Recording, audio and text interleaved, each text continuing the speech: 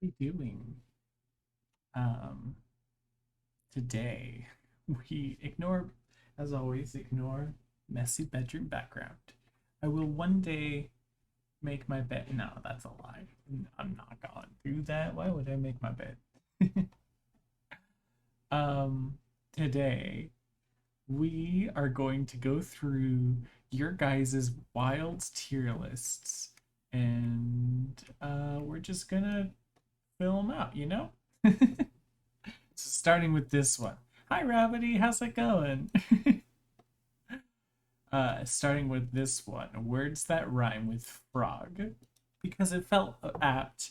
Rabbity sent this one in last week, and I was going to do that before I was going to stream on Thursday, but I ended up not doing that. I'm doing good. How are you? I'm doing okay. I'm feeling a little bit better than I was yesterday. Feeling very sore, though. So we're just taking it easy this stream. That's why we're doing this. Uh, Wait, I can't remember. Did I tell you about how I have a phone now or not? Did you not have a phone before? I'm proud of you if you have that you have a phone now. Okay. Um, so we're going to get started. ACOG. That's not a word, is it? Okay. ACOG. Define American. Okay, no, that's not it. Define ACOG.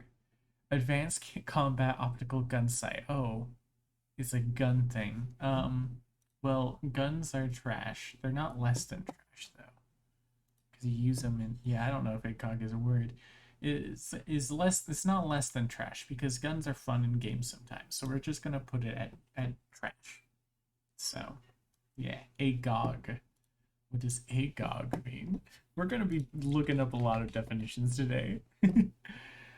Very eager or curious to hear or learn something. I'm all agog to see London. Oh, I love that. I love that. Actually, that's pretty good. That's pretty good. Oh, that pretty good is a tier. All right, perfect. That's very fitting. Analog. Yeah, agog is a fun word. I like that. Agog. I'm agog to see London. Yes, it's going to be such a good time over in London. Analog. There's actually, oh, there's two different analogs, analog and analog. Is there a difference between the two? So, analog is like physical things rather than digital. Digital is like just, uh, like, I don't know. Words are just escaping my brain. Um, like digital is just like binary and stuff. Well, analog is like, oh, more than just binary. I don't know, physically changing things in computers. So analog's not bad. It's not a bad one. Analog U, now that one's pretty good. I wouldn't say god tier or great, but it's pretty good because uh, it has the UE at the end. That automatically makes it cooler. More letters, better in my book. We're gonna get through this pretty quickly apparently. There's like a trailer off to the side that I've got cut off for you guys, but it's so distracting for me. Can I pause it? Yes, I can. All right. I'm just gonna leave that there. I'm like, what game is this? Okay, a slog. What the fuck does a slog mean? We're just learning. Today is um today we are learning vocabulary. The stream. A slug also is a figure in Norse mythology who appears in Snorri's Edda, the Volsunga saga, and Saga of Ragnar Lodbrok as one of his wives. What? It means betrothed woman. Um, that's. I have to say, you don't know what it means when you hear it. It's not less than trash. It's a bad word though. It's not a good word. It's bad because you don't get any idea of what that means just from hearing that. A slog. That sounds like you're talking about like a really rough day at work, or I don't know, things like just struggling. It sounds like you're just struggling, but no, it's being betrothed, and being betrothed shouldn't be a slog. you know All right, backlog. That reminds me of programming because use backlogs all the time in programming. Backlog is just like a to-do list basically. So it's bad. No, as a word itself, it's actually pretty good. It's a great word because you it describes itself, you hear backlog and you're pretty sure you know what it means. It's the log of like things you gotta pick up. Yeah. Slog sounds like some type of bad coleslaw or something to me. Exactly. Yeah. Yeah, backlog is a good word. I agree. Bayog. Bayog? What the hell is a bayog? Is a word in Elcano Hiligaynon Bayog Ilcano. I feel like it just summoned a demon. Did I just summon a demon in your guys' place? A thornless climbing bamboo with thick walls.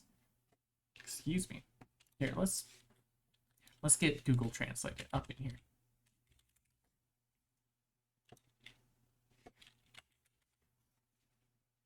Bayog. Bayog. Bayog. Bayog. Basically a bamboo wall.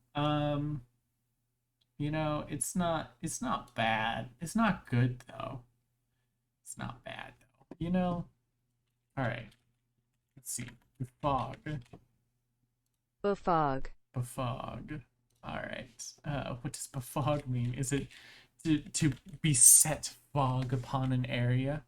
To cause or become confused. Actually, that is a pretty good word. I do like befog. It's a great word. It's a great word. I can't explain it, but befog, that's a pretty great word. Just, you know, and it's confusing. I'm gonna confuse you.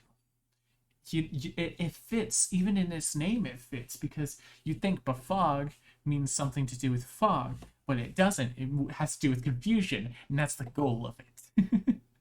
So I like it. Blog, but not in the mid aughts way. What does blog mean? A weblog dealing with topics related to law.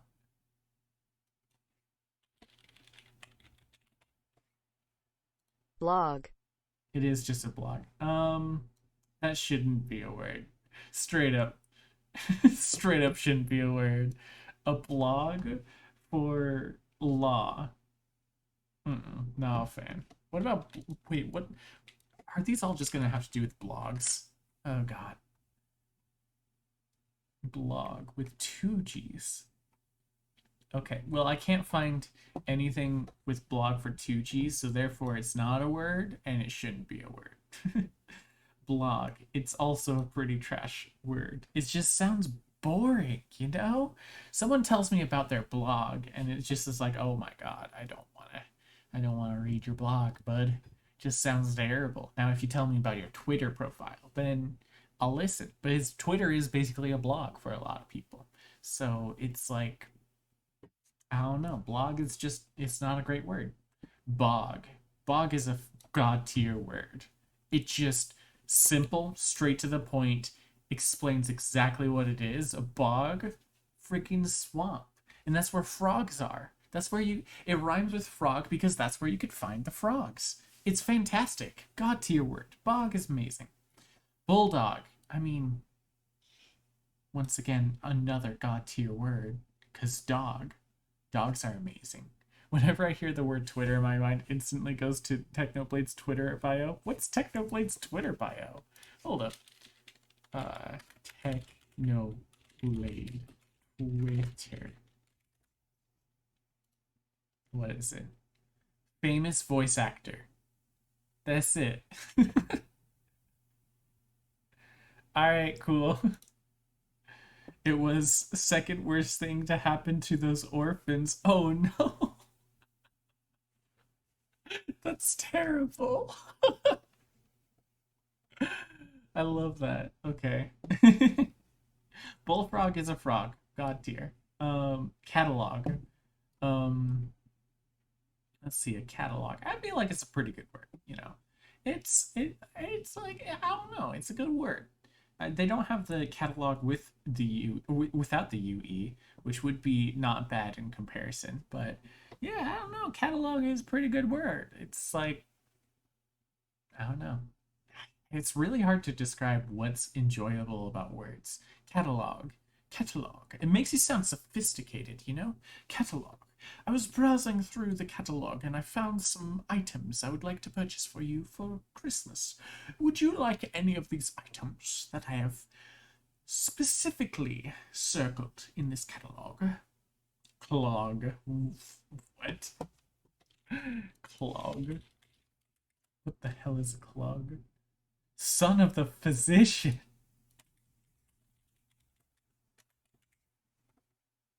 Clog.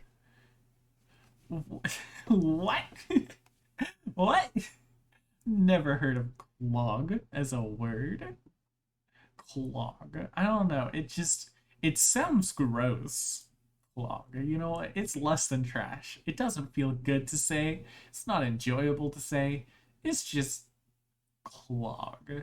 And clog, this type of clog, okay, it gets trash rather than less than trash because it shouldn't be a word. You know what? Fair enough. Honestly. Hi NB, how's it going? Uh Regular clog, that gets trash because clog dancing is, I don't know. I haven't actually seen clog dancing, but clogs are those wooden shoes. And keep on dancing, you funky peoples, with your wooden shoes. Cog. On one hand is pretty good. You know what? I'm gonna say it's a great word because every time I hear cog, it just gives me so much steampunk vibes. You know, it's just like, wait, my name is there. Oh no, my last name is here. I didn't even notice that. Okay, we'll get there in a second. But yeah, cog, steampunk vibes. Krog. It looks like Craig, but Krog. It's Dutch for collar, apparently. Um, you know what? I like that. Krog. Krog. I'm going to adjust your Krog real quick. I like it. It's great. It's fantastic. I like that. Dog, but not in the dog way, unfortunately. What does dog mean? Dag. Doug. It's dagger. Dagger. It's French for dagger. Dag. Dag. Um, it's pretty good. Dog. Dog. Dog. I'm going to stab you with my dog. I like that makes it sound like you're just gonna like you just grab a dog and go I'm gonna stab you with this dog. Dog. Okay. I like, you know what, actually it's a great word. You know, more I say it. Dog. Dog. Dag. Dog. Dog. Dog. I like it. It's a great word. It's a fantastic word. Nah, it goes God. Yeah, no. It's a great word. Defog. So okay, here's the thing. There's a lot of words like this, defog, that like I feel like they interrupt themselves partway through saying them. Does that make sense? Like defog, like all the emphasis is on the e, and then it like gets like a pretty solid ending, and then it keeps going. You know, defog. Um, so I say it's a bad word. Um, it, anything that goes on the bad word category are gonna be swear words now in my channel. And if you say them, then if you type them in chat, you'll get timed out. I'm just kidding. That would be wild. What if I did set that up? And then someone is just happens to misspell something wildly and says a slug. It's like, why the hell did I get timed out? Demagogue. Okay, demagogue is great because it sounds like Demogorgon, which is also pretty cool. Both things are super cool. You know, like, well, well, actually, demagogue is not a cool thing because you know it's not great.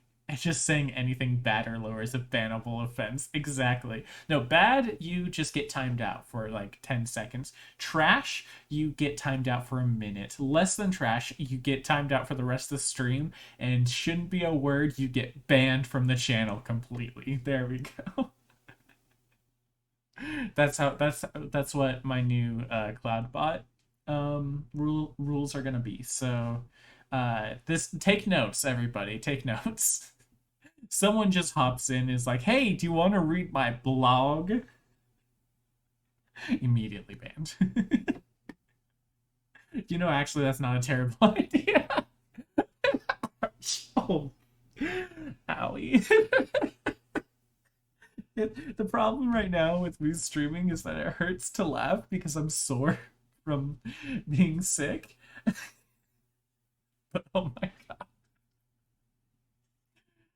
Hey, hey Robin, you seem super cool. I love your channel so much. I think your channel would be a great fit for my blog.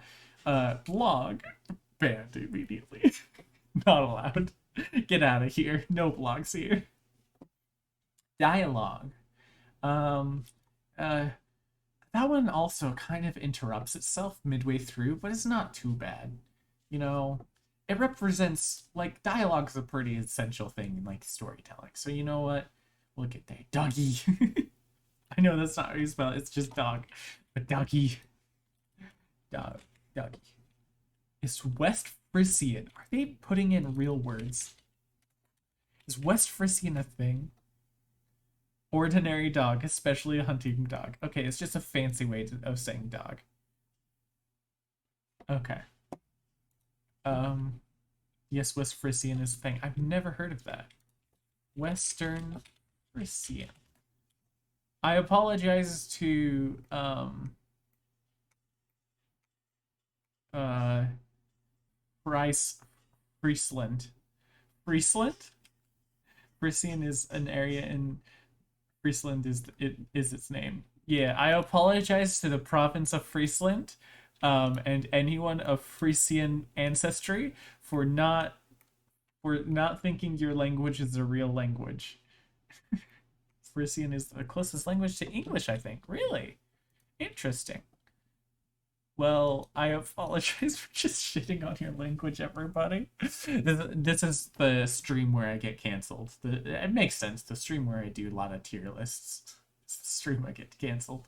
Also, if you guys find any good tier lists, like please DM me the tier list or put them in the stream ideas chat in my Discord because I want to see them. I want to do them. I'm curious how many we could get through tonight. All right, so dog is just another fancy way of saying dog. So that is a great, but nothing can beat dog. Nothing can beat dog. Dog is a fantastic word. Everyone loves dog. No, just say dog. Everyone knows what that is. Who doesn't love dogs? Dogs are amazing. Look, I'm gonna show you guys a picture of a dog. I searched dig, or I almost typed in dig. Look at this dog. Look at that. Look at it. Look at these dogs. It's a little bit cut off because of the way this is set up, but look at these dogs. You can't tell me that this is not a god tier animal. 10 out of 10. Dracog. Okay. Dracog. It's Denver Regional Council of Governments. I don't think that's... Or, alternatively, Diploma of the Royal College of Obstetricians and Gynecologists. Yeah, I don't... Alright, Google Translate. What is Dracog? English detected. Drcog. Drcog. It's not a word.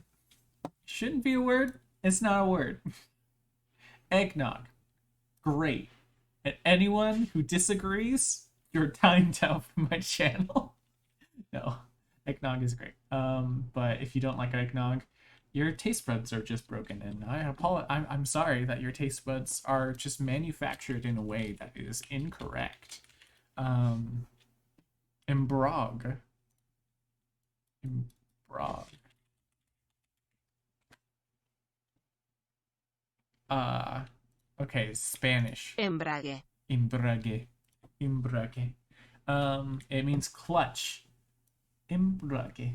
Embrague. Yeah, it's a pretty good word, honestly. Embrague. Embrague. Yeah, I like that. It's a fun word to say. Okay. Epilogue. Honestly, I've never liked the word epilogue and I don't know why. So putting in the trash. It feels like the maker of this tier list got a little bit light with the meaning of a word. Yeah, for real. Like they were just like, this is a word, right? Not really. I don't think embrague is an English word. It means something in Spanish. You know, that's fine. That's fine. We'll throw it in there. Flog. That means to beat the crap. That's a way of beating the crap out of people. So less than trash. Fog with two G's. Let's see. Does it mean anything besides just fog?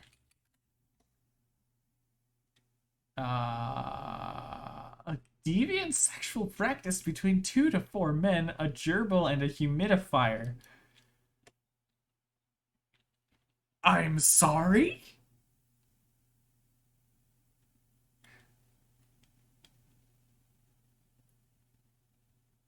Hi, how's it going, Ninetail? I apologize about what you just walked into. What the Oh, that's Urban Dictionary. Okay. I thought that was like the Webster Dictionary definition for a second. Now I was just like, I'm sorry? Shouldn't be a word. Don't involve gerbils in your sexual activities, please. Ninetales, I have new emotes. Want to see it? Yeah, go ahead and show off the emotes. Hell yeah. Fog. Um, it's a pretty good word. Pretty good. Not like the best word. But it's a pretty good word. Not as good as befog, notably. Befog is better because it's confusing and it means to confuse. Let's see. Which one's next? Frog. Define frog. A frog or toad. Or derogatory wretch or scum. A toadstool or mushroom. What? Um, does it mean anything in any other language? Nope, it's just English. Um, we do love a good mushroom. Uh, so that's pretty great. And also it means frog. You know what? It also means frog. So god tier word that rhymes with frog is frog, naturally. Now frog with two G's. 1 second. Okay, thank you so much.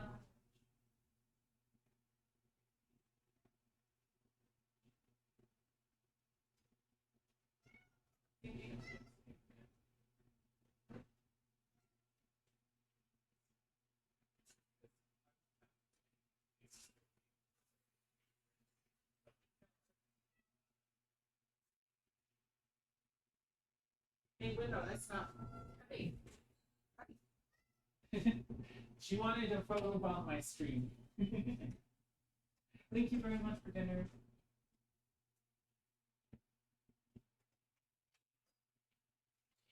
I have the best roommate in the world. I was feeling like garbage, so I didn't want to make food. And then they were like, all right, I'll just make food. And look at it, it's so good. It's so good. I'll take the coconut and lemon cookies. Hell yeah. We love coconut and lemon cookies. All right, I'm gonna be eating. So I'm gonna turn off the camera so that y'all don't have to see that. All right, let's see. So frog with two G's. Um, that wait. We didn't actually look up what it means. Frog with two G's. Friends and residents of the Greater Gowanus, New York. What?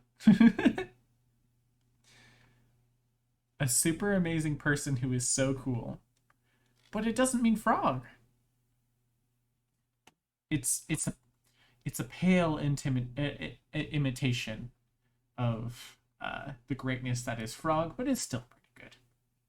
You know? All right. Sog. What the heck does that mean? It feels like we're just, like I said, I feel like we're just learning. We're all learning expanding our vocabulary today. Federal supplemental education opportunity grant. That's not a word. That's a, I guess yeah, it doesn't mean anything in anything else. It shouldn't be a word because it isn't a word. Glog. Glog. Ugh, I don't like saying that one. Glog. It's Swedish. It's Swedish for glog. Fantastic. Apparently it is a Swedish word, but it's Swedish for glog.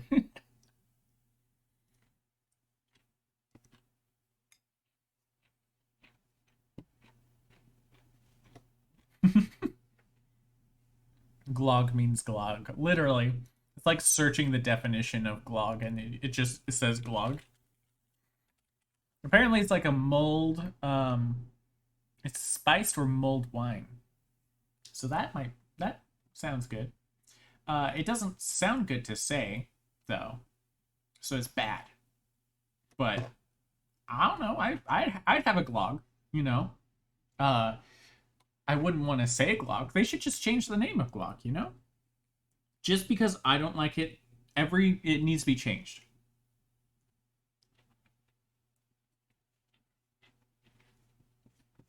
Sorry, I'm eating as well. I'm being very rude.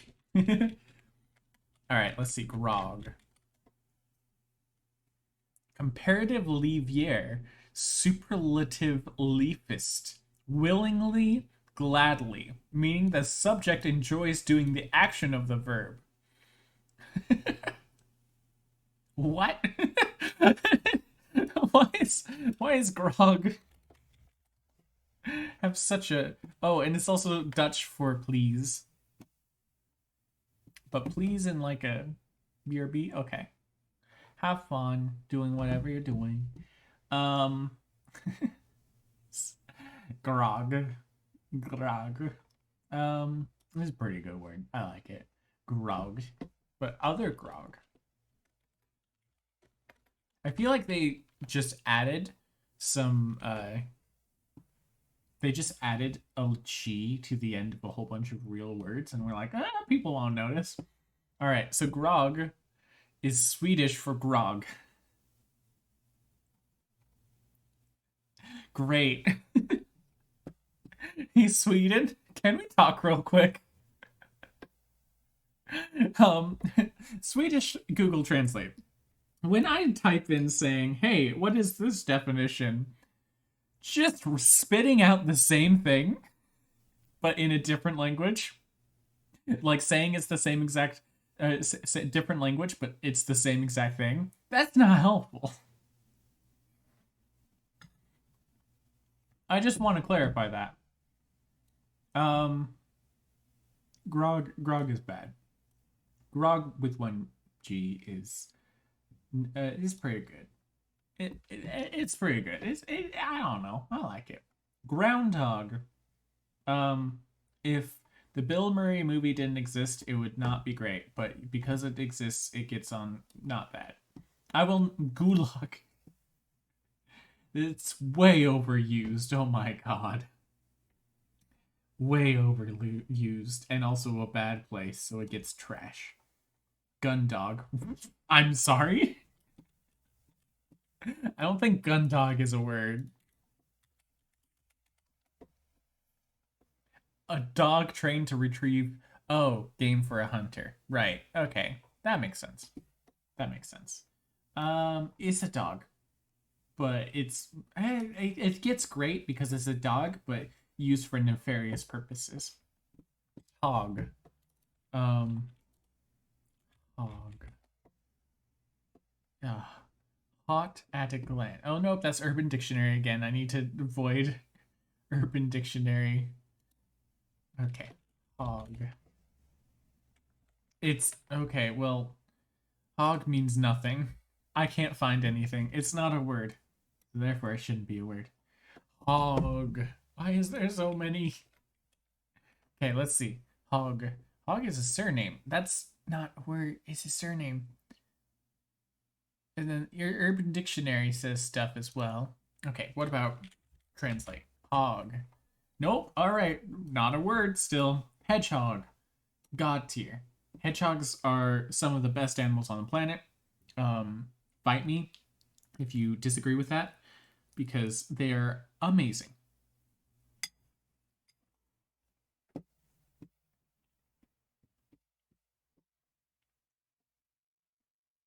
Just taking a bite of food real quick. Okay, let's see.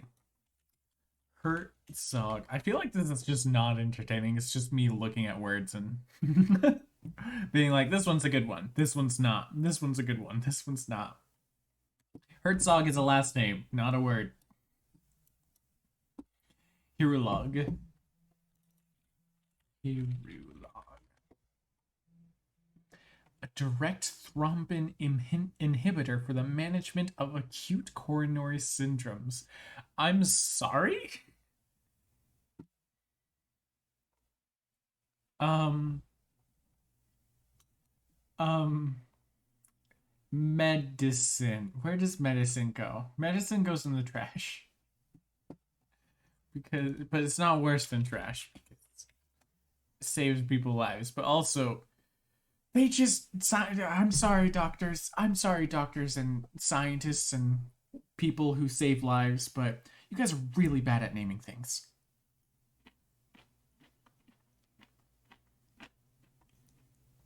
Like, you guys are the only people that are worse at naming things than video game developers. I mean that with all the love in the world, video game developers.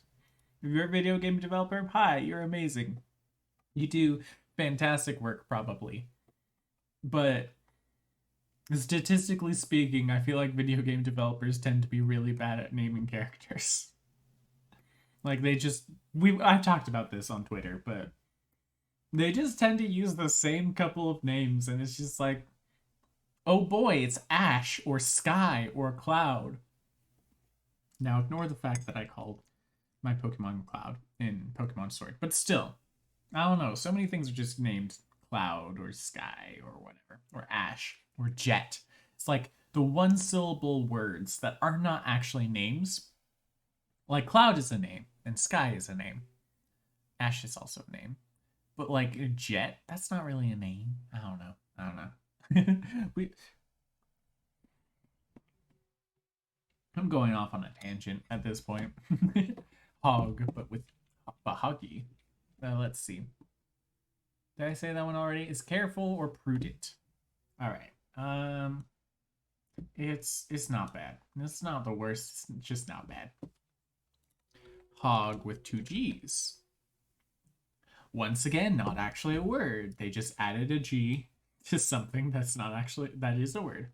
Hog. Great. Look at it. If you look at a hog, you know that is a hog. Like, absolutely fitting name. 10 out of 10.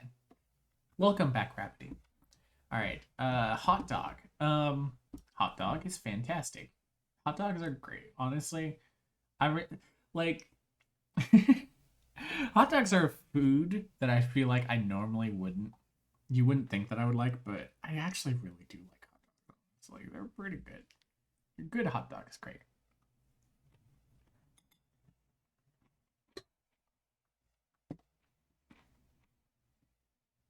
I hope that me eating is not making sounds or anything. Okay. Incog. I'm assuming that's short for incognito.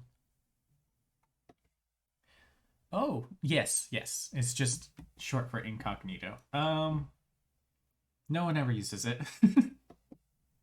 for a reason. It's like just incognito sounds so much cooler. It makes you feel like you're a spy, but incog, that just sounds like you've got an infection. And you should get that checked out. It's less than trash. Not quite shouldn't be a word, but it's less than trash. You know what? It shouldn't be a word. No, it's just less than trash. I changed my mind again. Jog. Not bad. Like in the middle. Going for a nice jog is nice from time to time, but you know, it's not too bad to say. It's not too great to say. You know, Kodagu, Kodog. What the? I've never seen that before. Kodog. An Aboriginal people from the mountainous region of Korg in southern India. A member of such people. Um, um, Kadog. Not bad. It's not a bad name, bad word, you know. It's just a group of people. Krog. I like that one already. I don't know what it means, but Krog. It's just fun to say. Krog. It means pub. All right. That's a pretty god tier word. Krog. Hey, come to my Krog. Oh, it's Swedish. It's Swedish. Hell yeah. All right, Sweden, you did it right this time. Let's see what does Google Translate say? Google Translate says it's Slovenian and it means circle. This is why you shouldn't include words that you should just stick to one language if you're doing a tier list like this. But whatever.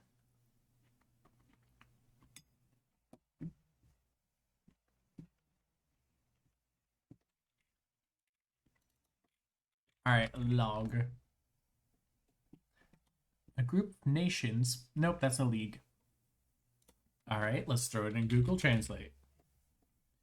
It's Kinyarwanda for play. Log. It's not bad. I don't know. It feels weird throwing in the words for other languages because it's like I can't compare them accurately to other words in that language, you know? Excuse me. Maybe I might just do this one tier list. I don't know. We'll see. Oh, my voice is dying. Okay. Lapdog. God tier, because dogs are amazing. Leapfrog. This frog is a froggy game. Everyone grows up with Leapfrog. 10 out of 10. Log. Log. Danish for log. Not bad. It's not bad. Log itself, pretty good. Okay, here's the thing. It's just really hard to compare words from other languages to English, you know? I can't fairly compare them. So if I put a word in a different language in a spot that doesn't make sense, it's because of that.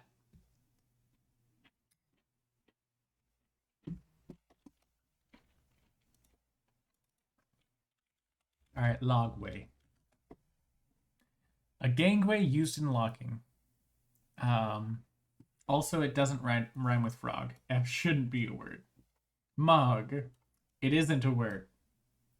It's like Indonesian for stomach.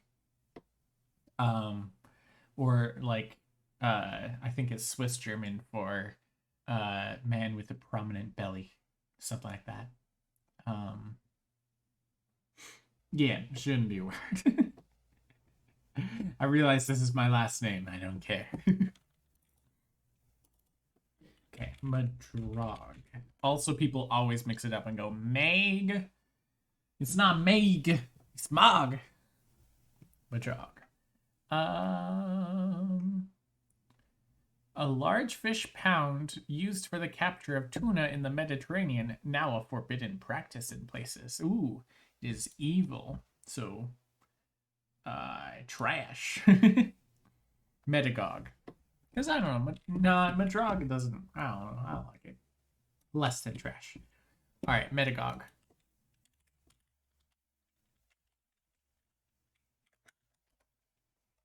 Nope, that's Demagogue. Why did it change to Demagogue? I said Metagogue.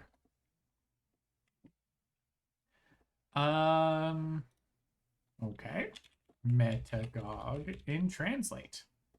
Metagogue doesn't translate to anything. This is not a word. Why are they throwing non-words into this tier list? Can I see who made this tier list? Who made this? Glebe 101. Glebe 101. We need to chat. Um,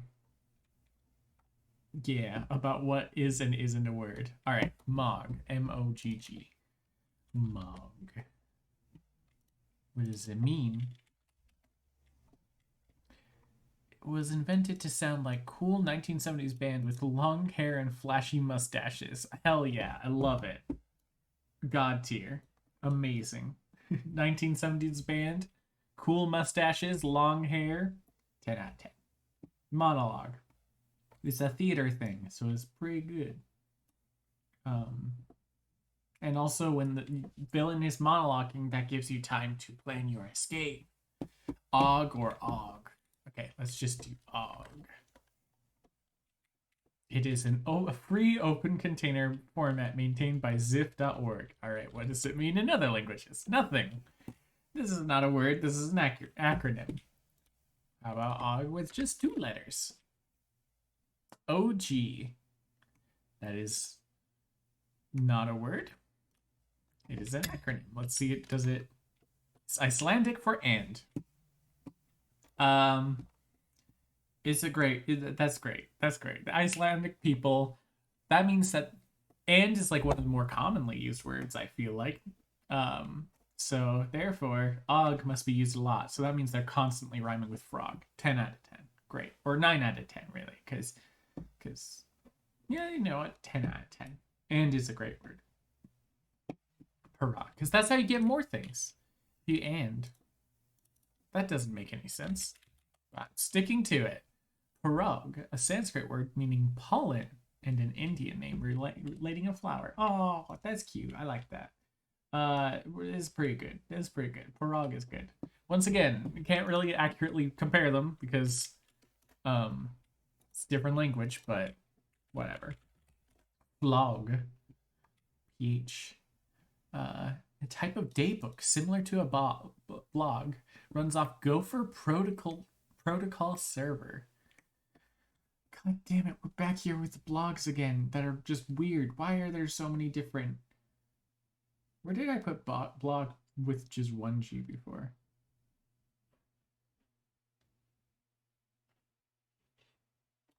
Did they not have blog with 1G? Or did I put it in... Where did I... Oh, I put it in trash. As it should be. Alright, fair enough. Yeah. I found it. We're good. Yeah. That's a good spot for blog. You know, it's blog is just not a great word, you know? We've talked about this. It's just not great. Yeah. Flog. Flog. Oh wait, is it? It's also a Hindi word for flog. Beat. Well, that's fair because flog is also put here. So either way, it's just trash. It's less than trash. It's just not great. All right, pirog. Pirog. It's Uzbek for pirog. Translate, please. Please stop doing this. Please. What does that mean? What do you mean it's another language for the same word?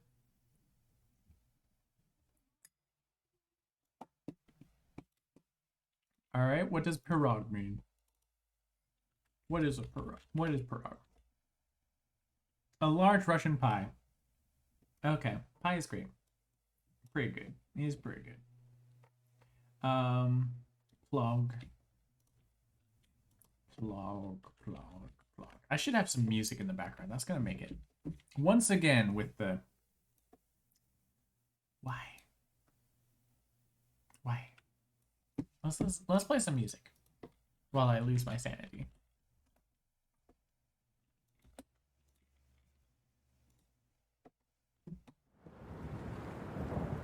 Is that loud? It looks like it's a little bit loud. Oh, it's definitely loud. Okay. This is the wrong type of vibe, actually. How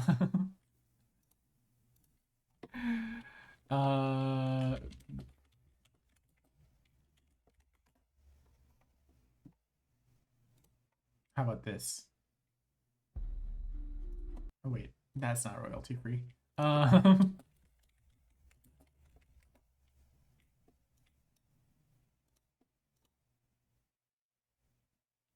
nope, that's 3 minutes long. Why am I struggling with this? Um,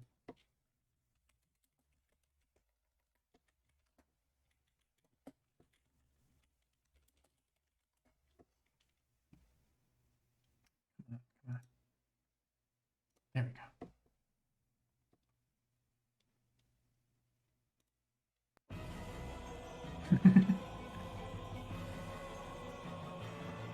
This is a little bit intense out of the bat. You know what? That's perfect. Perfect. All right. All right, let's go. Log. You know it's fitting because of how bad these words are. Log. We are defining the new swear words. And therefore it deserves boss battle music. All right. A blog that primarily used to display photos. It's Instagram. Shouldn't be a word. Hoggy. Let's see. Hoggy. It's a fish. Oh my god. It's a fish. Guys, look at this fish. And the second thing that appears is a frog.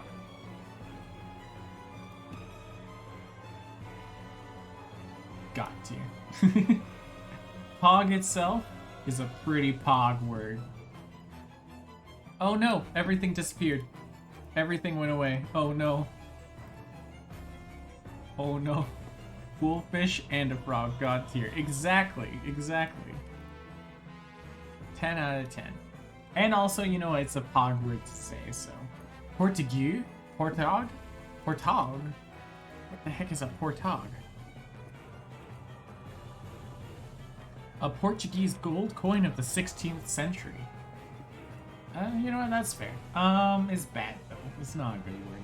Prague. That's a city. I feel like the people of Prague are going to be offended if I put them in a low area, so I'll put them on pretty good.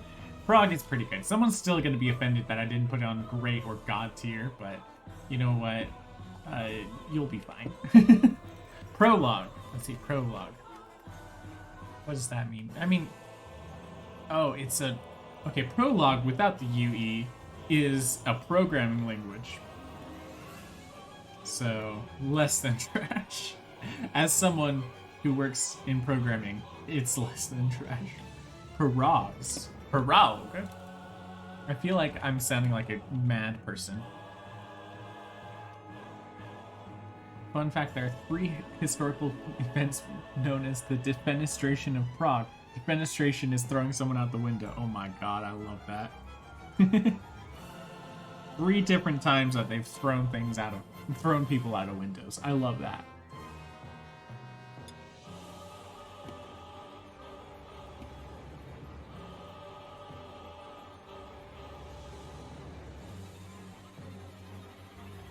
Okay, I searched Progog, and it just gave me prologue. So let's see. Translate. It is English, but it's telling me you spelled that wrong. That is not a word. Unless I spelled it wrong. No, I did spell it wrong. Progger. Progger. Progger.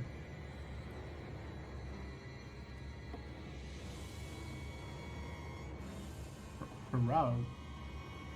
Prorogue. Prorogue. Prorogue. That doesn't rhyme with frog. A discontinuous session of parliament or without dissolving it. Politics. Gross. It goes less than trash though because it is actually a word. Alright, quahog. Quahog. What happened that made people go, let's make that into... Let's call that a historical event, the defenestration of Prague. I'm curious. I'll look that up later, though. Quahog. It is a round edible clam. Clams are good. That's pretty good. Pretty good. Quahog. I feel like I'm just losing my sanity. I feel like I'm saying the same word over and over again. Like, have I made any progress on this tier list? Please. Please tell me. A quahog is the same thing, but just spelled differently. The quahog. So, you know what? It's pronounced the same way, so we'll put it also on pretty good. Rog. Rog. Rog. It is a surname. That is... that. So that's not word. Oh, it's rye. Wait, it's a Dutch surname, but it also is Dutch for rye. Someone named their... That means that someone was like coming up with the last name, just was looking around their kitchen and was like, rye. That's pretty good. I like the backstory I've created for it. It's pretty great. So therefore, it's a great word. Rog. R-O-G. It is English, apparently. For Rog. Republic of Gamers. Anytime Gamer. That's not. First of all, that's an acronym. Second of all, Anytime Gamers is capital G. It deserves to be in this tier. You know what? Actually, no. We're just gonna. We're gonna make a new tier. Oh no. What color? You were that color before, right? Add row below.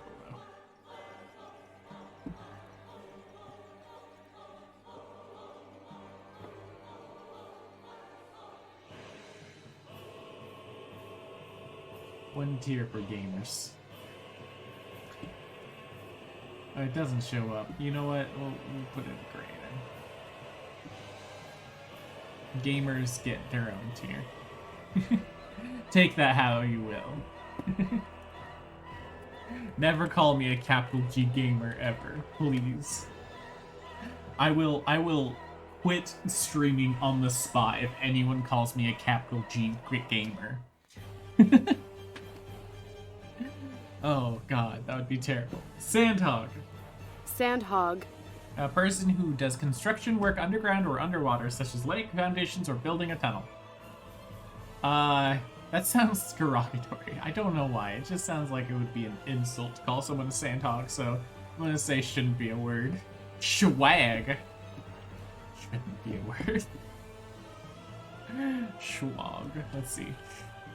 Schwag. Products given away for free. Ooh. Marijuana, typically of low grade. Alright, you know what, Schwag, you get a higher tier because of that. You know what? I apologize. I misread you and put you way lower than you deserve to be. So you're pretty good. I say as someone who doesn't smoke marijuana or anything, participate in any of that. Not that I don't support it, you know. You're welcome to do what you want. As long as you're an adult, you consent to it. Do whatever you want. Scrog, it means a shrub. Okay, the problem is that it's a bad word because shrub is just better. Like, yeah. Okay, skog. We're just burning through this list. Let's go. Let's go. Skog, a piece of crap that hangs. Nope. Urban Dictionary, stop that. Skog. It is Norwegian for forest. That's what it means. I like it. It's pretty good. It's pretty good. Scrog. We're just gonna. It is Norwegian for hole. Scrog. It's fun to say. Both of them are fun to say. You know what? It's gonna get not bad. Did I put? Oh, I put skog as pretty good. Scrog goes to bad. Gotcha. Okay, we're good. We're good. Yeah, I'd say Scrog is not bad. It's not as good as Skog, but it's not bad. Let's see. Slog. That one is not. That one's a pretty good word because, like, I like to use slog when I'm describing work, so or like when I'm not enjoying work, you know. Not necessarily my current workplace. Smog. That is not a word. That isn't. Well, I guess names are words, but like not in the same way. I feel like that doesn't apply. It's bad because yeah, Benedict Cumberbatch makes it so it's not a trash word. Okay. Benedict Cumberbatch just by association. You know? Smog. Smog is bad. It's trash. It's trash. Well, actually, the word itself is actually pretty good. It describes it pretty well. So, you know what? It's a great word. It's a great word. Even though what it means is really shitty and smog sucks, it does a good job. Splog. Splog. What does splog mean? I like to say splog. That sounds cool. Hopefully it's not like something mean. A blog? Oh no, it's a spam blog. Why are there so many splog words? Okay, splog goes to trash equal to blog because, you know what? It goes above blog. Every blog should be a splog. It's basically what I'm saying. All right, we're getting final stretch. Sprog.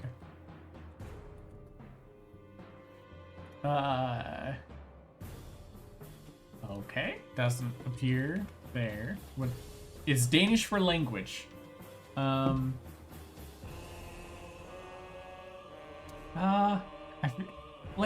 don't. It's really hard to compare the words in other languages, but I'll put it in trash because it's just frog. It doesn't fit language. That doesn't make sense. It doesn't. No. Strog means strict. It's Croatian for strict. I like that actually, because that's a good description of what strict is. You know, if you say strong, I would know what you mean, even though I don't know your language, I guess. Synagogue. Not bad, not great, not bad. You know, not gonna get into that. Tagalog. Tagalog. An Austronesian language spoken in Luzon and neighboring islands and forming the basis of standardized languages of the Philippines. Filipino. Its vocabulary has much influence by the Spanish and English and by some extent Chinese, Sanskrit, Tamil, and Malay. Okay, so it's a language. That's pretty good. Pretty good. I like that.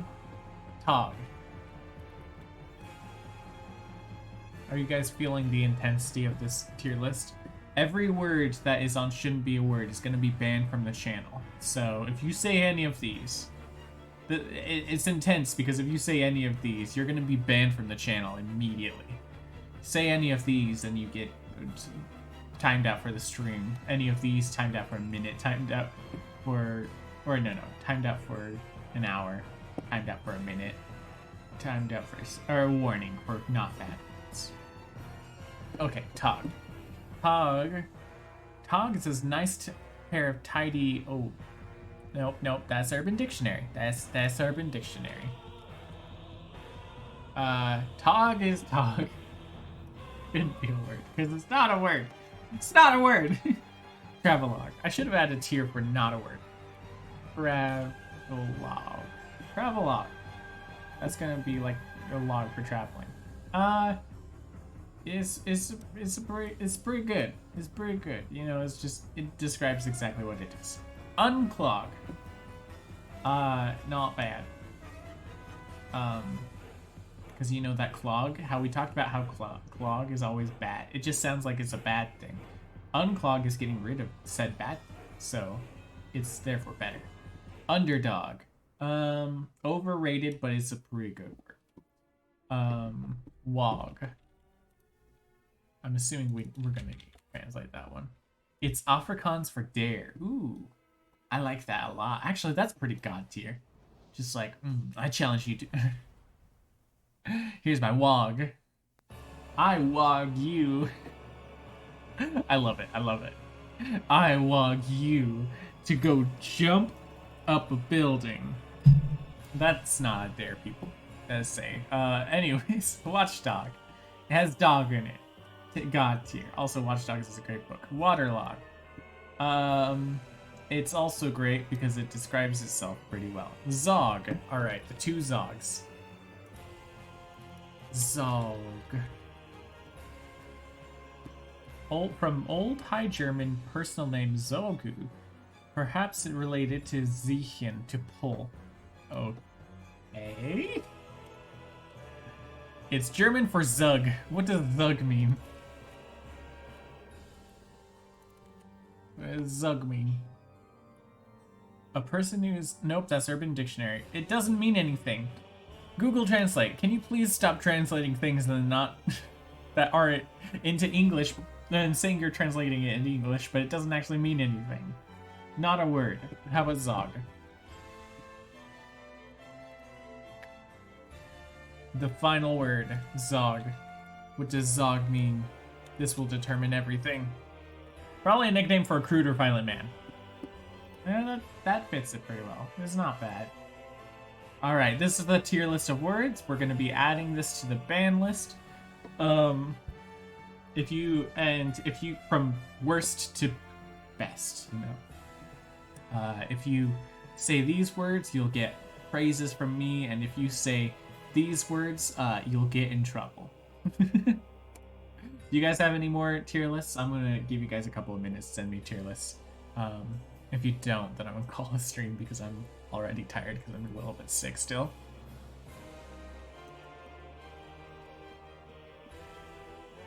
But I'm up for doing another tier list. Don't really have others. Oh, I hope that you get better. Thank you. Yeah, sorry. I'm done with this music. This music's a little bit too intense for the moment. We don't need Crossbreed Priscilla right now. Yeah, we're gonna just play Animal Crossing. Yeah. I just was super sick on yesterday. Yeah, yesterday. And I'm still recovering today, so that's why I'm feeling icky and a bit more tired than usual. But I'm still, you know, vibing.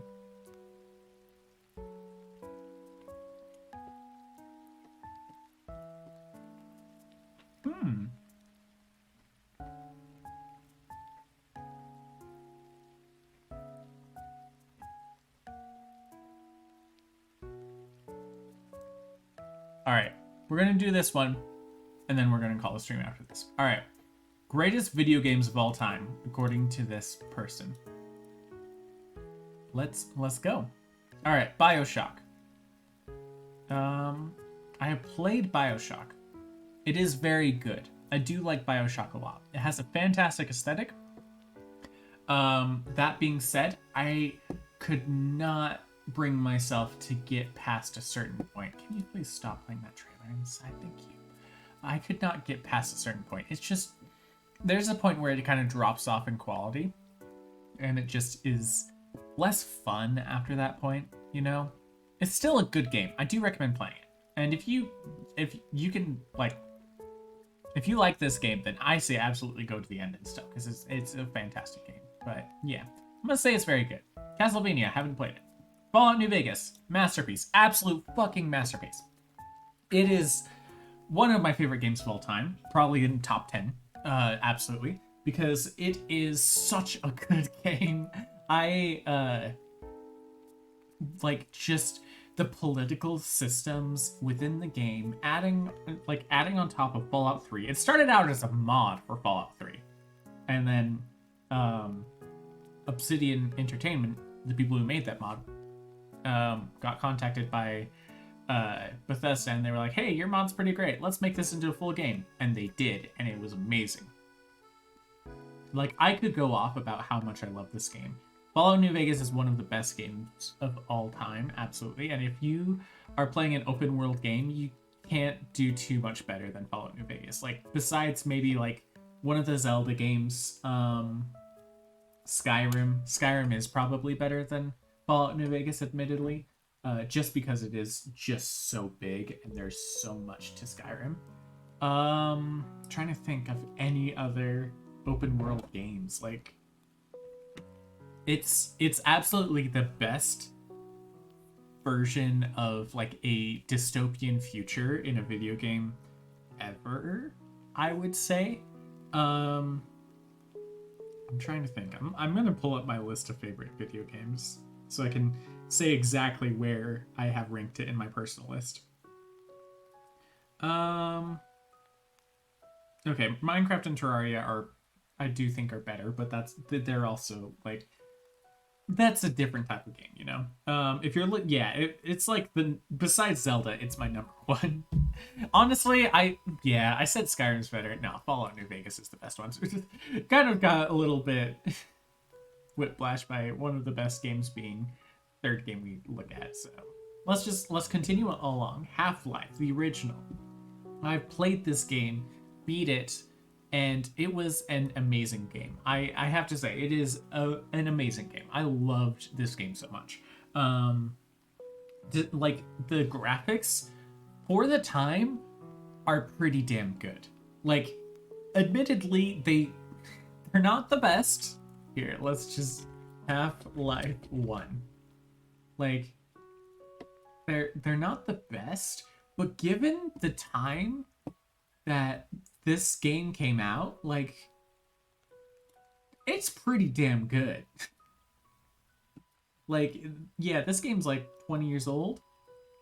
Oh, no, it's like, oh god, it's almost 25 years old. This does not look like it's 25 years old.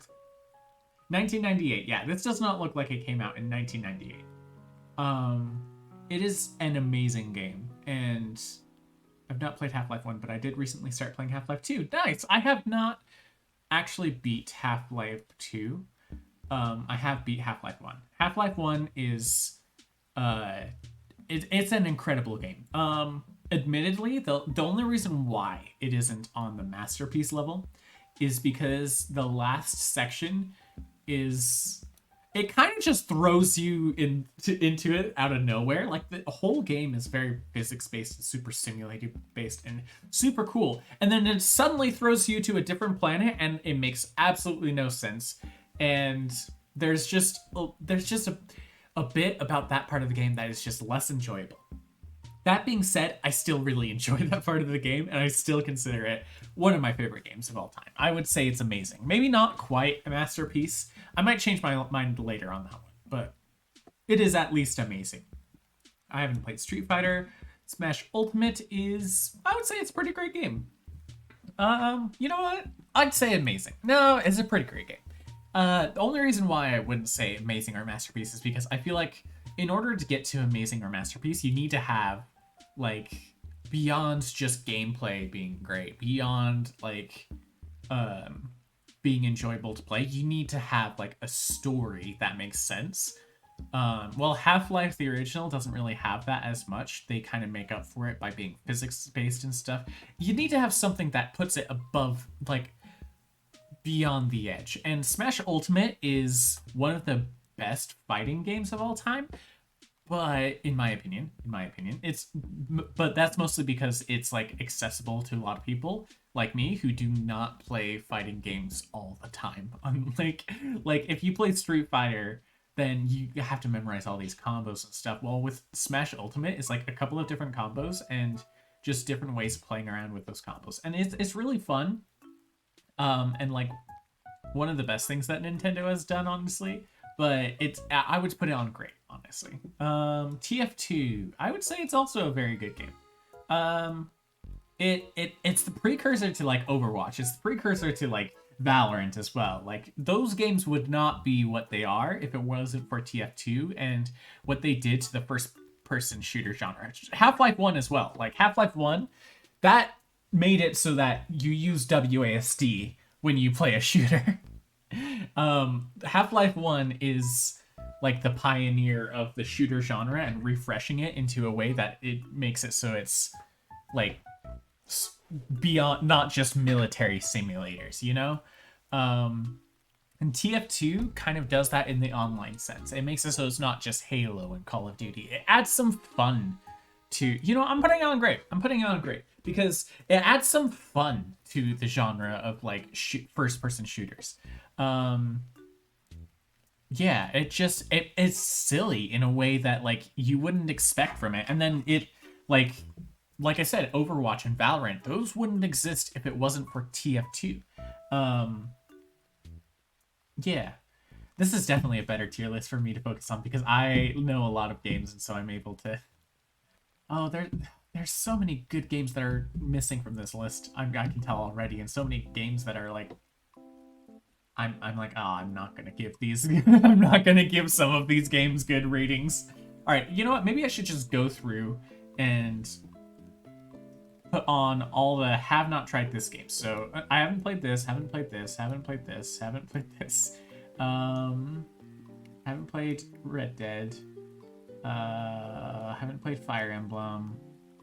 I haven't played Sonic Mania. Haven't played Arkham City or Jungle Party. I haven't played Crash Racing or Mass Effect 2, or I played a little bit of Final Fantasy, but not enough to actually count. Watch Dogs, Uncharted 3, Metal Gear Rising, haven't played that. Bloodborne. I've played the complete saga, so I'll count that for Star Wars. Shadow Colossus, XCOM, I haven't played XCOM. Metal Gear Solid 3, I haven't played that. Smite, I haven't played that. Doom. Final Fantasy.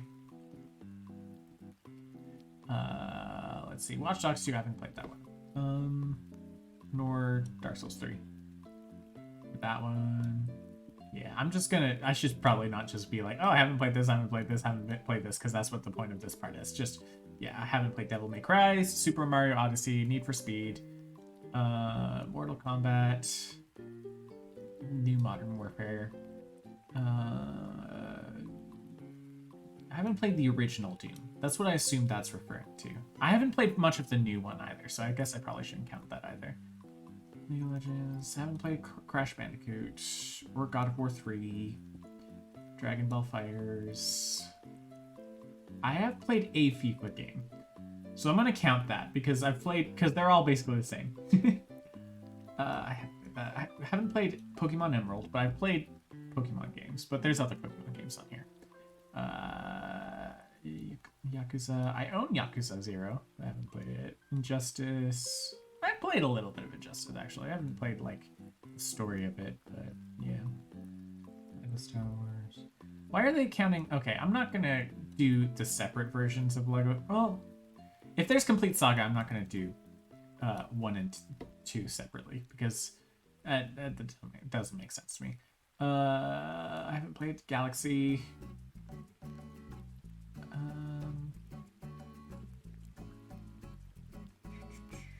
Original Counter-Strike. I haven't really played the original Counter-Strike. Pac-Man, Persona 5, Pong, Portal 2, Portal, Jackbox Party Pack 6. I haven't played Resident Evil 2. I haven't played any of the Resident Evil games, or Sekiro, or Super Metroid, or Super Mario. I have played Super Mario 2, what am I saying? I haven't played very much of it, but I have played it.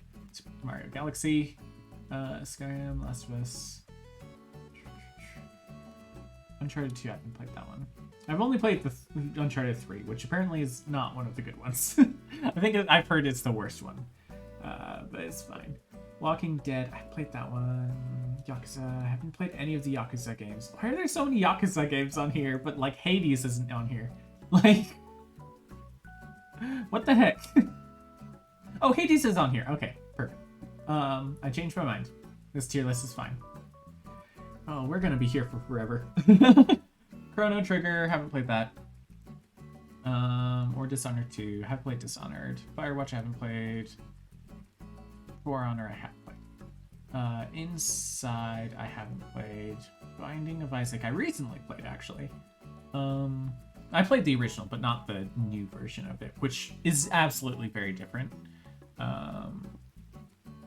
Mortal.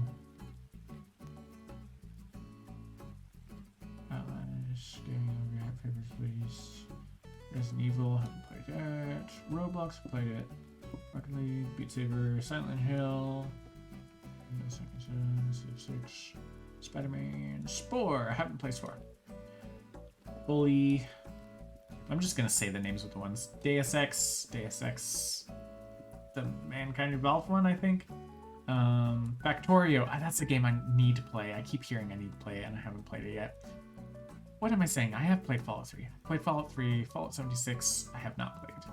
Nor Far Cry 5, or Blood Dragon, or whatever World of Warcraft that one is. I played World of Warcraft Classic, but that's it. Heyday, Hitman Blood Money. Just Cause 2. I don't know what... Oh, Kingdom Hearts. I haven't played... I've only played a little bit the first one. Life is Strange. Metro 2033. Mountain Blade. Near Automata. Pathologic 2. Path Exile. Postal 2. I've only played Postal 1. Prototype. Saints Row 2. Only played 4. Stalker.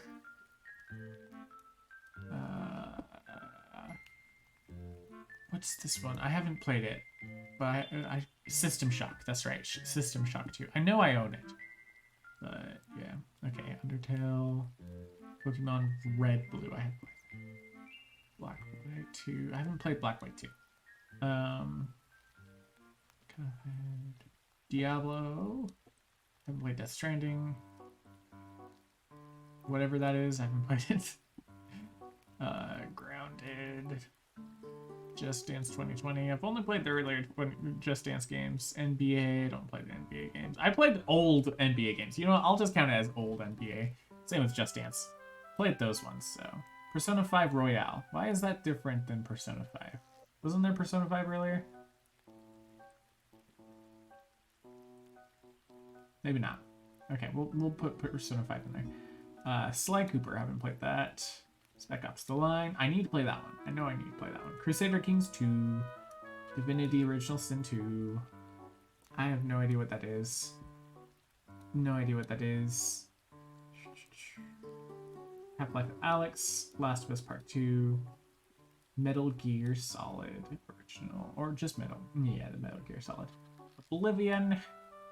I'm outing myself as a fake gamer, is what I'm realizing. Persona 4. Oh, that's Persona 3. I haven't played Persona 3 before. I think... Is that Saints Row the third? I don't know. I think that's the third, so I'm going to say I haven't played that one. Titanfall 2. Dawn of War. Neptunia. Shovel Knight. Whatever that is. Dragon Ball. DuckTales. Batman. Light Simulator. No More Heroes. Total War Shogun. I played the earlier Total War games. I'm going to throw it in there because I don't think Total War is in there. Total War is a fantastic game, though. Super Seducer. Total War Warhammer. Yakuza 5. No More Heroes. That was not the right word. Ori and the Blind Forest. Or Will of the Wisp, my bad. Ghost of... I've already played Ghost... I have played Ghost of Tsushima. What am I doing? Bayonetta. Call of Duty Cold War. Oh, wait, I haven't played Warzone. What am I saying? Call of Duty Warzone. I haven't played that. Crusader Kings 3. Cyberpunk. We're almost there. We're almost there. Doom Eternal. Final Fantasy. Superliminal. I've watched someone play it, though. Avengers. Wasteland. And Yakuza. Okay, these are the games on this list I have not played.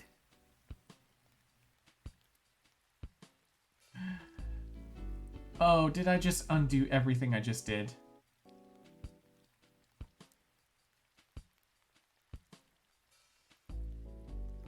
Yeah, I did. Okay, but at least they're still gonna be in the same spot. Okay, I'm a dumbass. I'm a dumbass. No, I played Hitman. This is gonna take a while. Well, I gotta go now, but I hope you have a good rest of your stream. All right, have a good one. Thank you so much for stopping by. I appreciate you.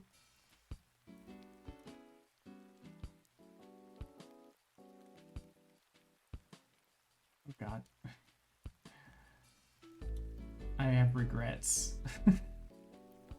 I have regrets. I messed this up so bad. I was just trying to make it so that it would be smaller. Basically, I'm outing myself as a fake gamer because I haven't played so many of these games that they're saying are super good. but I feel like a lot of these games also wouldn't be as enjoyable to play in 2022. I'm not gonna lie. Like God of War 3, I hear like it's all I know about God of War 3 is that it's super bloody and gory and violent and just not enjoyable. That just sounds like a bad time. But like the new God of War is also still a little bit of that, but it is like a bit more down to earth and just it acknowledges that it's the series past and like makes up for it. And it just seems so much better. So if you're gonna play God of War in 2022, play the new ones. Basically what I'm saying.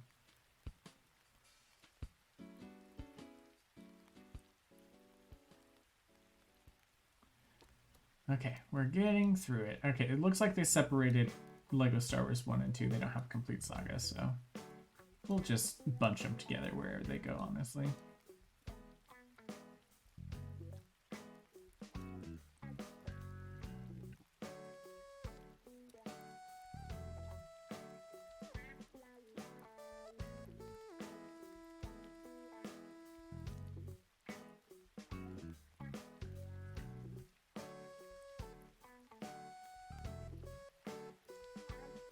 This is the most entertaining thing any of you guys have seen, I'm sure. Me just dragging all these games one by one into the list of games I have never played.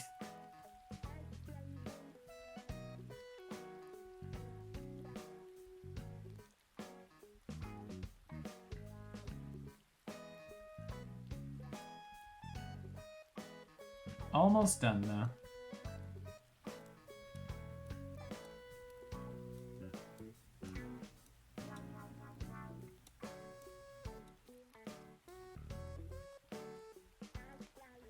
Okay, you know what? Let's just move this list out of the way. We'll just put it on top so then we can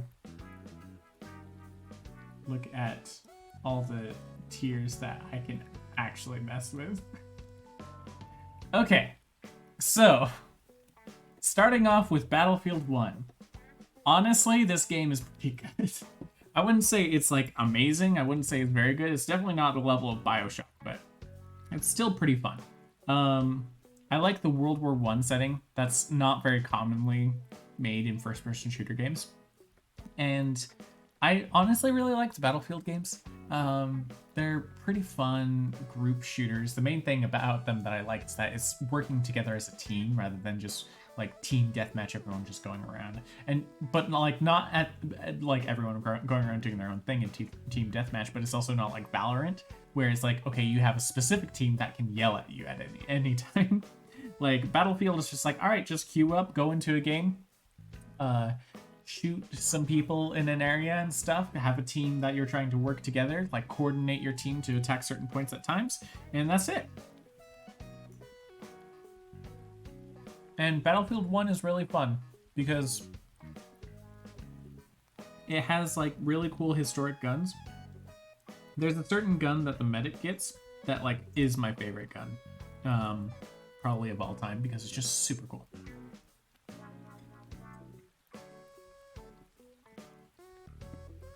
So yeah, it gets good because it's probably the best version of, I guess besides TF2 and probably Overwatch. Overwatch probably is better in my opinion, but it's like one of the best. It's better than any Call of Duty in my opinion, and it's the best Battlefield game. So yeah, Tony Hawk Pro Skater 2. Oh, I haven't played this in a long time. I played this when I was a kid, and I would say, based off those memories, it's pretty decent. And I know that's blasphemy to a lot of people, just saying, what? It's just decent? But, I don't know, like,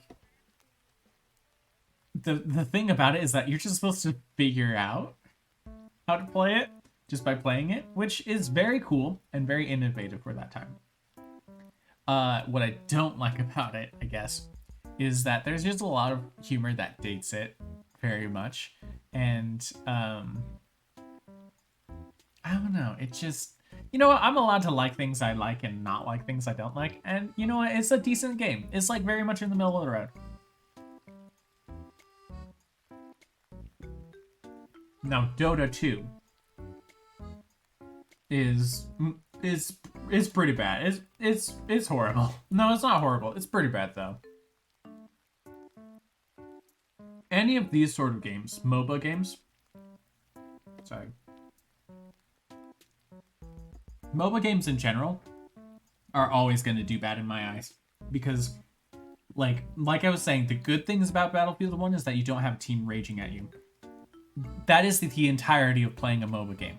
If you have not played a MOBA game, League of Legends is horrible about this. You know what? They're both going to go on horrible here. Because both of those games are games that, like, if you do not have a group of friends beforehand who are already playing this game and super invested in this game, you are going to be called ungodly amount of obscenities and just absolutely trashed on by people on the first time that you try to play this game. Because they're going to be like, oh, you should just, you know, do bad thing because you've never played this game before. Like, what? Also, I don't know why I didn't include Horizon in the games I haven't played, but I haven't played Horizon. Sorry, I just noticed that in a corner of my eye. Yeah, the MOBA games are terrible. They're not that enjoyable, honestly, and then the communities behind them are just make it so it's not worth playing. Not worth the stress. Not worth the brain damage of playing them. Halo Reach. It's a good game. I would say it's the best Halo game, definitely. And the Forge mode in Halo Reach is honestly very, okay. You know what? I can't lie to myself. It's pretty good. It's great. It goes on the great tier because the Forge mode in Halo Reach just kind of sets it like at a new level, and it's some of my most fond memories growing up is playing Halo Reach at my friend's house, and just we would just get this map called Walmart where we had a building that was just filled with like tanks and like ghosts and banshees and stuff, and you couldn't fight each other inside that building, but once you got out of the building, it was all hell broke loose. I also loved making like maps and stuff, making buildings and stuff in the Forge mode, and then like making structures and fortified defenses inside those buildings. It was so fun. Halo Reach is great, but most of what carries that is nostalgia, honestly. It probably should be on the very good tier. Hat in Time is an amazing game. Basically take all of the best things about the games on the Nintendo 64, because almost every single 3D platformer is exactly the same in the Nintendo 64. They're all trying to copy Mario 64.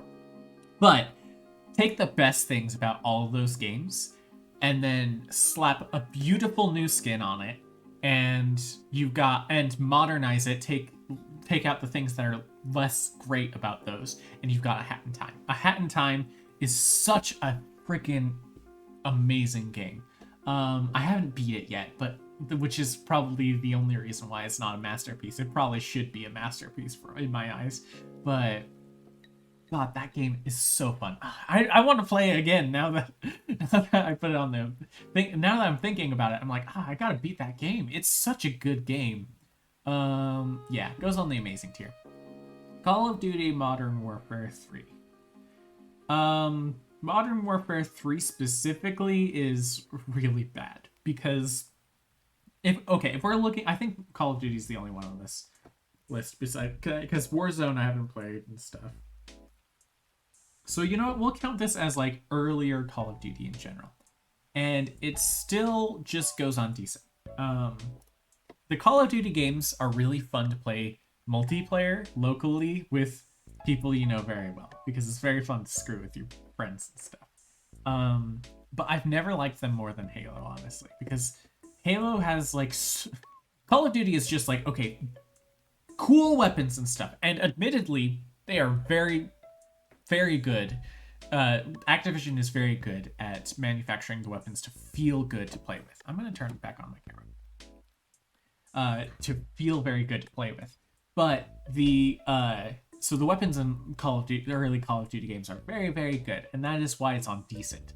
Other than that, and Zombies mode is also good, but it went downhill very quickly after like I think Black Ops and World at War did zombies well, and then none of the games after that did zombies very well at all, in my opinion. It just got bad because they were like, oh, let's make it more gimmicky and more fantasy like. While in World at War, especially, it was so it was like World at War.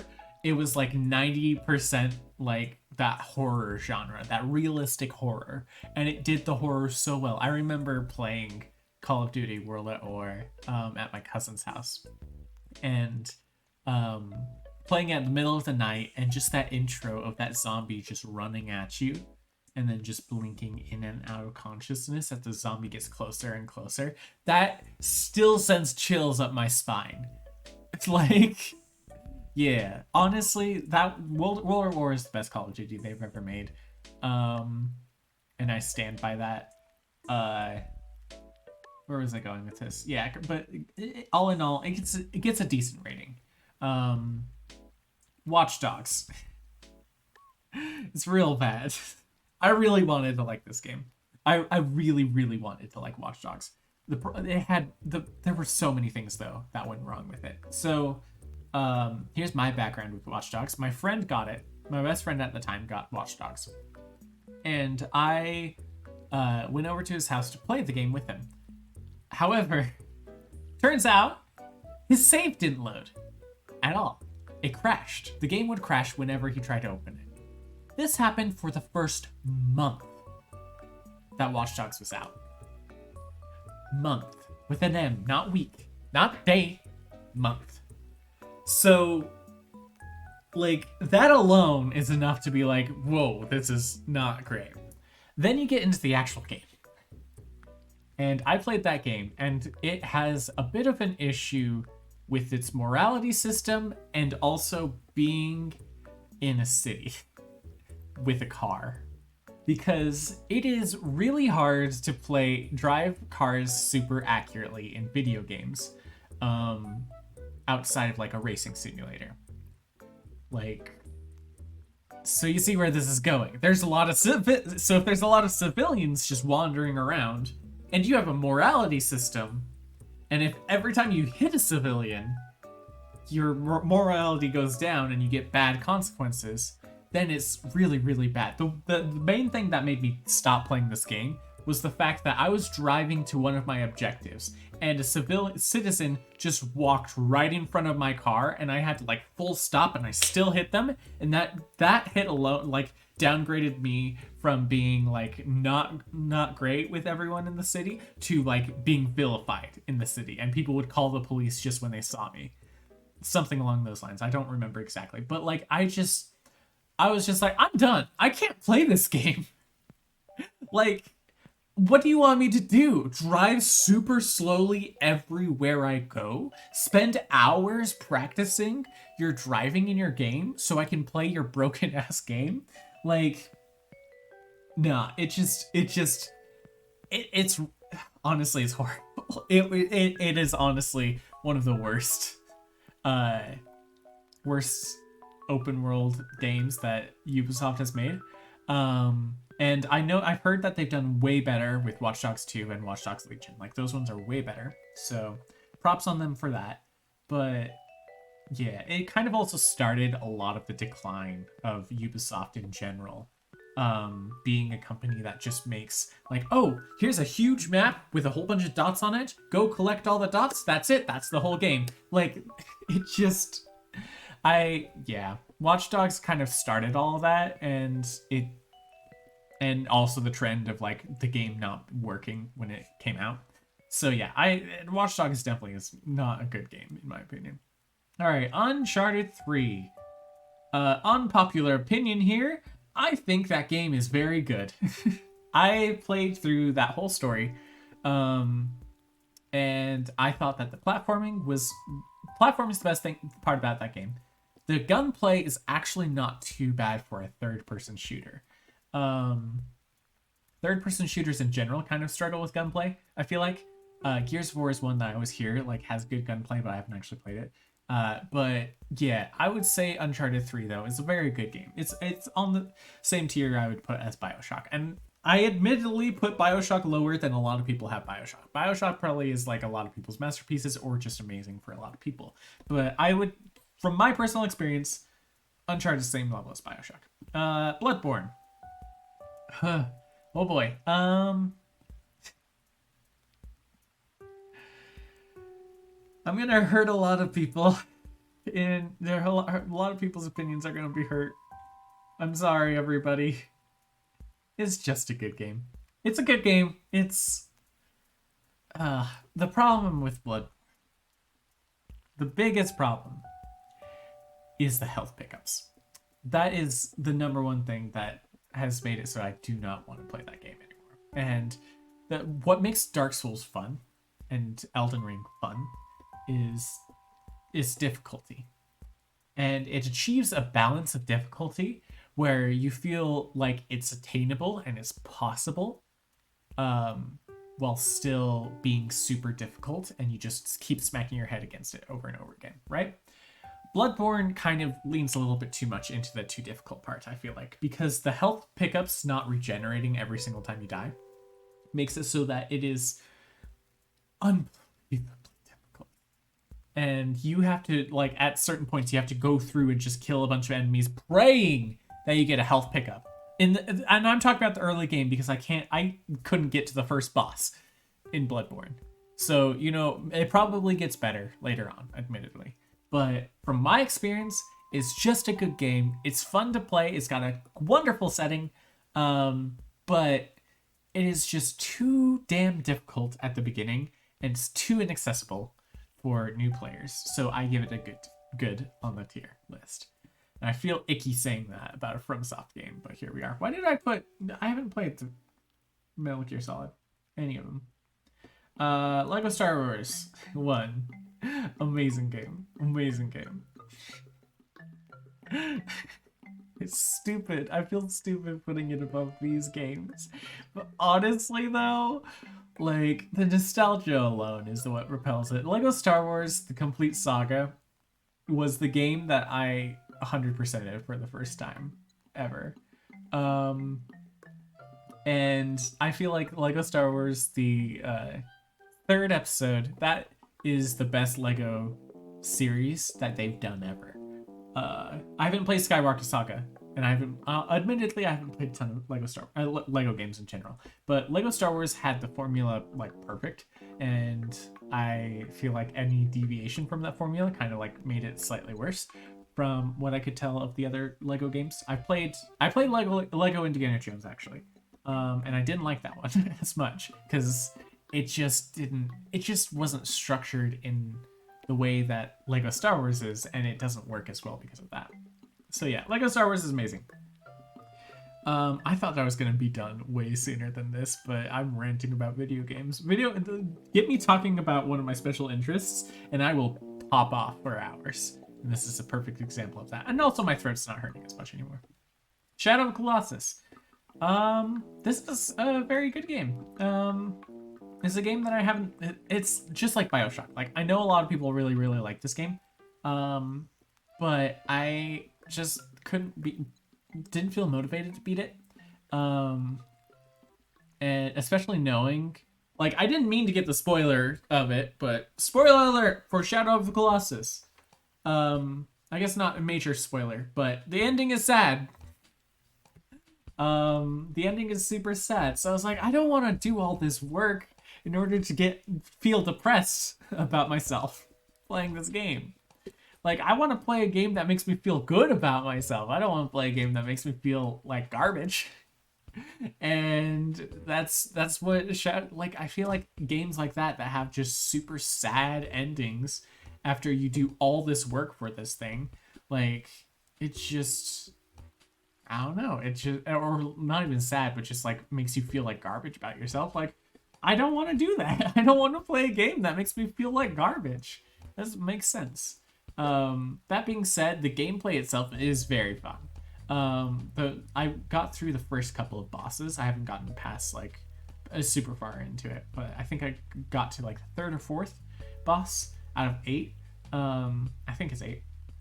And yeah, it was like the bosses themselves were really fun puzzles to get through.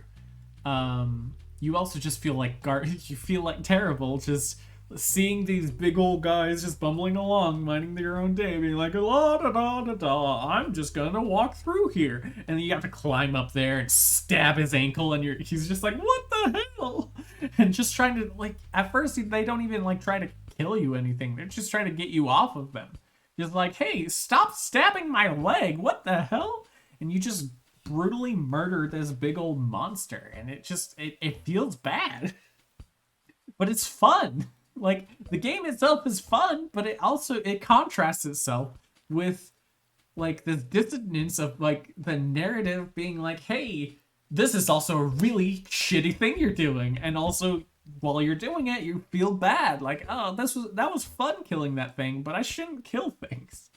So yeah, that's how I feel about Shadow Colossus. Assassin's Creed Brotherhood, also a masterpiece. Best Assassin's Creed pre-Origins. I haven't played any of those after Origins, but Origins on. But it is an amazing game. The team, I'm gonna keep these a lot more concise. I'm gonna try to keep these a lot more concise because I'm rambling a lot. The team aspect where you can call in other assassins to help you out makes it so that it's something that a lot more stealth games should sort of implement, because being able to cause distractions and trigger events away from you, makes you feel like so much more of like a strategic mastermind in such a cool way. Like, all right, let me just climb into this area where I need to kill this one guy. Oh, there's a guard over there. I need them to be distracted and focus on something over there. So, hey, assassin, go knock out that guard. Jump over, knock out that guard, causes a commotion, they all swarm over there, so I can go around and focus on what I need to do while that assassin gets out of the way. It feels so good to play. The story is very rich and very cool.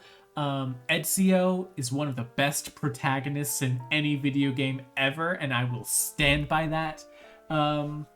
Assassin's Creed Brotherhood, fantastic game. One of the best games. I'm actually going to bump up Half-Life to masterpiece tier as well. I think what Half-Life has done for PC games especially has warped PC gaming in so many ways, in such a great way though. So it definitely gets the masterpiece status. GTA 4. This game is great. It goes on the great tier because it is a very good game. It's very fun. If you like GTA 5, if you like that open world experience, but you want a grittier take of the open world experience, play GTA 4. GTA 4 is a very gritty, very like down to earth take, except for like Ballad of Gay Tony. That stuff may add some more funness into it, which it is fun, but it makes it so it's less gritty and down to earth and stuff. But yeah, GTA 4 is very good and like a very grittier version of GTA 5, and a lot of the things that went wrong have gone, I would say, not great for GTA 5, were things that they've changed from GTA 4. So that's my opinion about GTA 4. It's a good game. Assassin's Creed Black Flag. This one's a great game too. I would say similar to Assassin's Creed. The Assassin's Creed games are fun because you get to explore history. Assassin's Creed Black Flag is especially fun because pirates are amazing. It's a lot more interesting than Renaissance Rome, admittedly.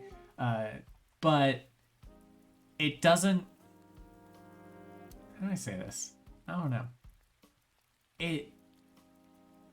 It doesn't make you feel like the strategic mastermind the way that Assassin's Creed Brotherhood does. And maybe I'm getting the wrong things out of the Assassin's Creed games in this way, but the Assassin's Creed games are very fun and feel very fun to play. They're just not... Brotherhood, Black Flag is just not quite at the same level as Brotherhood, I would say. And I would say very few games in general are. That's why I consider it a masterpiece. So, yeah. Borderlands 2. It's a good game. It's a good game. I keep trying to play it with friends. But they always are better at it than me. And so it's really hard to play because you want to play it pretty balanced. So, and I tried playing it solo. It's just not very as fun solo. It's definitely a game you want to play with lots of friends. Dark Souls, amazing game, absolutely amazing game. Yeah, I haven't played Odyssey. I don't know why that's over here. Yeah, I've played a bit of Dark Souls. I haven't played tons of Dark Souls. I've gotten to which boss did I get to? Got past the gargoyles, which was really fucking hard. Whichever boss is after the Capra Demon. That's where I got to. And then I got stuck to a point where I stopped playing for a bit. And one day I'll get back into it because Dark Souls is definitely a game that is worth playing. It's a masterpiece of the game, honestly, and I say that I didn't put it in the masterpiece category. You know what? It deserves masterpiece. The Dark Souls games are very good. They master combat in a way that no other game has. No matter how many games claim to be like Souls inspired and stuff, and they are Souls inspired, claim to be just like Dark Souls and stuff. They just and try to copy Dark Souls. They just don't do Dark Souls like Dark Souls, you know? So yeah, Dark Souls is definitely a masterpiece of game. Soul Calibur 6. I don't really like fighting games. Half-Life 2. It's a great game. I got fairly far into it. I think I got like halfway through it. I think I got past like Ravenloft. I met the robot and I got the gravity gun. And did a little bit. No, Ravenloft is after the gravity gun, I think. I don't remember the order of stuff. Half-Life 2 is a very good game. It also has inspired. You know, it gets amazing because it also has shaped the first-person shooter genre in a way that's like not just CS:GO or like made it so it's not just Counter-Strike and made it so it's not just Call of Duty and stuff. It was like, hey, look, you can do environmental storytelling in a shooter game. Wild. So yeah, an amazing game, definitely. I need to actually go through and try to play it again, is what I'm saying. Overwatch, I'd say it's great. Yeah, I'd say it's a great game. Very fun to play with friends, especially if your friends don't take it seriously. If your friends take it seriously, it's way less fun. And the variety of characters and stuff, I know Overwatch is kind of one of the games that started the whole like loot boxes gambling sort of things, but it just, I feel like it's less of a gacha game than like Valorant is. That's why I put it on higher tier, and the characters are more fun, more enjoyable than Valorant. Yeah, and they all have their own weapons and stuff. They have their own ways that they play, so each game feels more unique. Yeah, as long as you don't just pick the same character over and over again, each game feels unique. So I like Overwatch. I'd say it's a pretty great game. Yeah. Far Cry 3, also a great game. Yeah, what to say about Far Cry 3? Voss is one of the best villains of all time. Absolutely. Absolute psychopath, which I feel like a lot of games struggle with. They try to make villains that are, like, clearly trying. This is gonna sound stupid because I'm very much someone who likes a relatable villain. And it is great to have a relatable villain, but equally great is having a villain who is absolutely insane, and there is absolutely nothing you can do to stop them except to kill them. And they are doing horrible, wretched things. That's what is amazing about Far Cry 3. The first, like, 80% of the game, because the last 20% doesn't involve Voss, is like going through and trying to kill Voss and save your friends. And he's just one of the best villains of all time. Do you know the definition of insanity? That whole spiel is brilliant and honestly, like, is so good. Some of the best writing that Ubisoft has done ever. Yeah, Far Cry 3, great game. All right, FIFA. It's a decent game. It's the sports ball. It's fun. Tetris. Yeah, no, it's not bad. It's good. It's it's a good game. It's a good game. Who doesn't like blocks, dropping blocks around and stuff? Fortnite. I feel like I'm going to be murdered if I put Fortnite above Bloodborne. People are going to hunt me down. Goes on a good tier along with Bloodborne. We're just gonna move on past that. Just ignore that. World of Warcraft. It's a decent game. Didn't get to play too much of it. They just scammed me out of like $100, but they didn't scam me. My bank did. So I associate it with World of Warcraft, honestly. God of War. Great game. Couldn't really get into it. Very good game. Just couldn't get too far into it. It's a little bit too gritty and depressing for me, honestly. I like games that aren't gritty and depressing. I say that as Dark Souls, Fallout New Vegas isn't super gritty and depressing, but Dark Souls is up here. You know what? Dark Souls is honestly one of the funniest games of all time. If you choose it to be, it is one of the funniest games of all time. And you know what? Honestly, I wouldn't say any of these games up here are gritty and depressing. The highest ranking gritty and depressing games are on the great tier with GTA 4 and Far Cry 3. Those ones are definitely the most gritty and like dark video games that I would consider being very, very good. Or better than very good, yeah. I feel like if you make your game gritty and depressing just to try to make a story that you think would be good, it's just not going to be as... It's going to weaken the story rather than make it better. Yeah. Grand Theft Auto 5.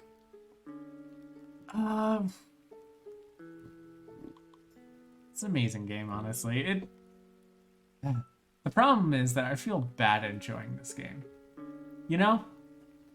Like, okay, it's a masterpiece, honestly, but it's a game that I do not support so many things in this game, and like they fixed a lot, they took out a lot of it, but the fact that the transphobia in it existed for so long is still not great. The torture scene is horrible and not fun whatsoever. Makes you like not want to play the game as you're playing that scene. Yeah, those two things are the biggest knocks against it, I feel like. And they luckily took out the transphobia part for the new updates of Grand Theft Auto 5, which is great. You know, like 5 years or whenever. No, like 8 years. It came out in like 2014, right? When did GTA 5 come out? 2013. Yeah, so like 9 years, a bit late, to remove all that stuff. But you know, it's a good game though. Like there are very few games that let you do the things that you can in Grand Theft Auto 5.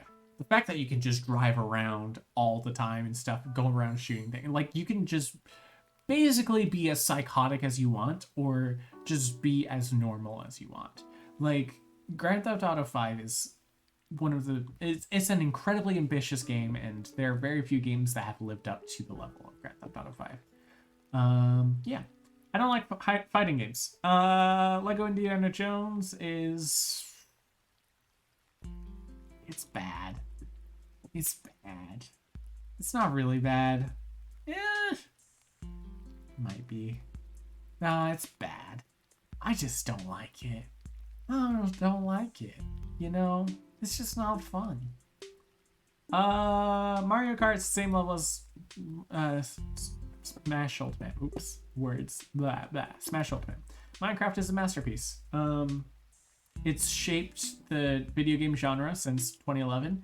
There's a reason why it's the #1 best-selling game of all time. Same with Grand Theft Auto 5. It's the #2 best-selling game of all time, I believe.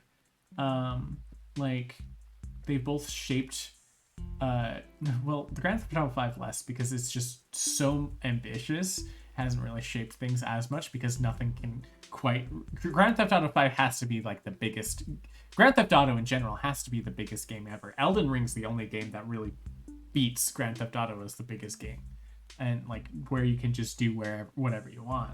Skyrim maybe, but yeah, I don't know. But yeah, Minecraft, it like you're on Twitch, you know Minecraft. Yeah, it's a masterpiece. Yeah. So, yeah, Monster Hunter. It's good. It's a little bit too opaque for me, but it's good. It was fun. I had some fun with it. It'd be better with friends, honestly. I haven't played it with friends. It'd be better with friends. If I had friends to play it with, I would enjoy it. Overcooked is decent. Why is... okay. Overcooked is pretty decent. It's a little bit too stressful for me, honestly. I get really stressed playing that game. Because it's one of those co-op games that relies so heavily on each team member and stuff, and it's so stressful. Pac-Man is a very good game. It's a very good game. You know Pac-Man? It's a good game. It's a very good game. Games have gone pretty far from Pac-Man, but you know what's great still? Playing Pac-Man. Persona 5 is also a good game. Another game, it's like in the good tier of games. Good tier is like games that I've tried to get into, but I just can't really stick with me. Or games that I enjoyed my time with them. But I wouldn't consider like them to be like transcendent, but I enjoyed my time with them, you know? Very good is also kind of the tier of I tried to get into them. I enjoyed them, but I couldn't really get too far in them, you know? So yeah. Pokemon Sword. It's a pretty amazing game. I played that game. It got me super into Pokemon, especially, and the DLC made it so it was even better. Yeah, Pokemon Sword's great. Yeah, it's an amazing game. Pong. Given that it is one of the first video games of all time, one of the first, not the first. The first is Checkers. Don't worry about that. That's a whole other branch. But given it is one of the first video games of all time, I would say it's very good. Obviously, if Pong came out today, I wouldn't give it a very good tier. I would say, you're trying to do something cute and clever here. That's nice. But I think I'm good there. But, you know, given the capabilities of video games at the time, pretty good game. Portal 2. Portal 2 is a pretty amazing game. No, it's a masterpiece, honestly. If you haven't played Portal 2, you should play Portal 2. It's absolutely fun. It makes it so that it's a puzzle game. And so, like, you don't need to be super reflexive all the time and stuff. You just need to figure out puzzles and use your brain to figure out puzzles, physics puzzles, and like bend your brain in cool ways. And the co-op mode is super fun. Yeah, Portal 2, masterpiece of a game. Portal 1, amazing. It's not quite at the level of Portal 2 because Portal 2 just took everything amazing in Portal 1, made it better. And Portal 2 is like so funny. I just gotta say, Portal 2 is like one of the funniest games of all time.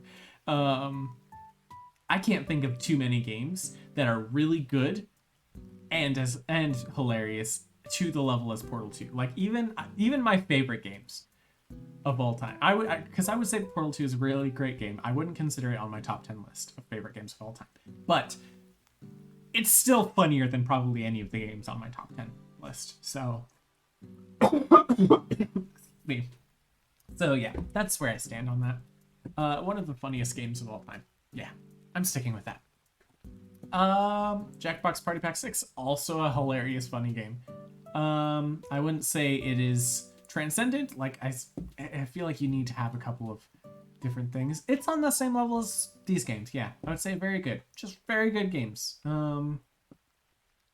I really, yeah, you know what? It goes on great because, being able to play like Jackbox with your family and use that as an introduction to the idea of video games and stuff is fantastic. I just love Jackbox games. It's super fun, super accessible, and super great. Mario Bros. 2. Why is just this one in the list? Why aren't the other Mario Bros. Games in here? Mario Bros. 2 is like the worst of the Mario Bros. Games, honestly. It's decent. Yeah, if it was original Super Mario Bros, that would be a masterpiece because that made it so that home consoles became super popular and super good and made video games with the industry that they are now. And also, it's just super fun. Mario Bros 3, same thing. Super Mario World, one of my favorite games of all time. So, yeah. Terraria, masterpiece of game. I, it definitely deserves to be right next to Minecraft because both of the games are so heavily like associated with each other because they are survival crafting games. That being said, Terraria is much better than Minecraft. I'm sorry, Terraria is just better than Minecraft because it is an RPG game. It has so many more elements to it. 2D just works better for the survival genre, in my opinion. Having 3D makes it so you're so easily lost, and it just is a pain in the neck. Well, 2D, it just being able to look around you a lot better, and things being on a 2D plane just makes it way better. So yeah, I would say Terraria is masterpiece. Honestly, is better than Minecraft. Here I should rank these. So far right means that it is better on the masterpiece level. I'm not doing that for the other ones. Yeah, I would probably arrange this like that. Skyrim. Skyrim is also a masterpiece. More people play Skyrim than most other video games. I feel like it's far more accessible than so many other games, and lots of people really enjoy Skyrim for a reason. There's a reason why it's on every platform. There's a reason why there's so many memes that come from it. Like, Skyrim is just, it's a fantastic game. If you've never played Skyrim, absolutely do it. Like, it's fun because of all the bugs in it. It's fun because of all the stories that you can tell in it. Like, I swear, like, that game still hasn't been fully discovered. I know I'm sure it has been to most of the extent of it, but it still feels like it hasn't been fully discovered. Like, I feel like anytime like a friend of mine pops into Skyrim, they'll tell me some wild story that I've never heard at all. Be like, yeah, if you go to this place, then this quest happens. Like, it's just insane how much is in Skyrim. It is so good. I do like Fallout New Vegas more, but Skyrim definitely is very close. They're both very good games. Last of Us. It's a gritty, sad game, so it's not going to be in these tiers. I couldn't really get into it, and I didn't really have fun with it either. You know? So it's a good game. It has a cool story. The story is like the main reason why you play Last of Us. And I'll leave it with that. Breath of the Wild, best game on this list so far. So far. Hades, you'll see is... Okay, I'll just do Hades right now. Hades is the best game of all time, period. Full stop, best game of all time. And no one can change my mind on that. It is the most fun game to play ever. Yeah, I'm transitioning into Hades because everyone talks about Breath of the Wild. Rightfully so, it is one of the best games of all time. My number 2 game of all time. But Hades is better, in my opinion.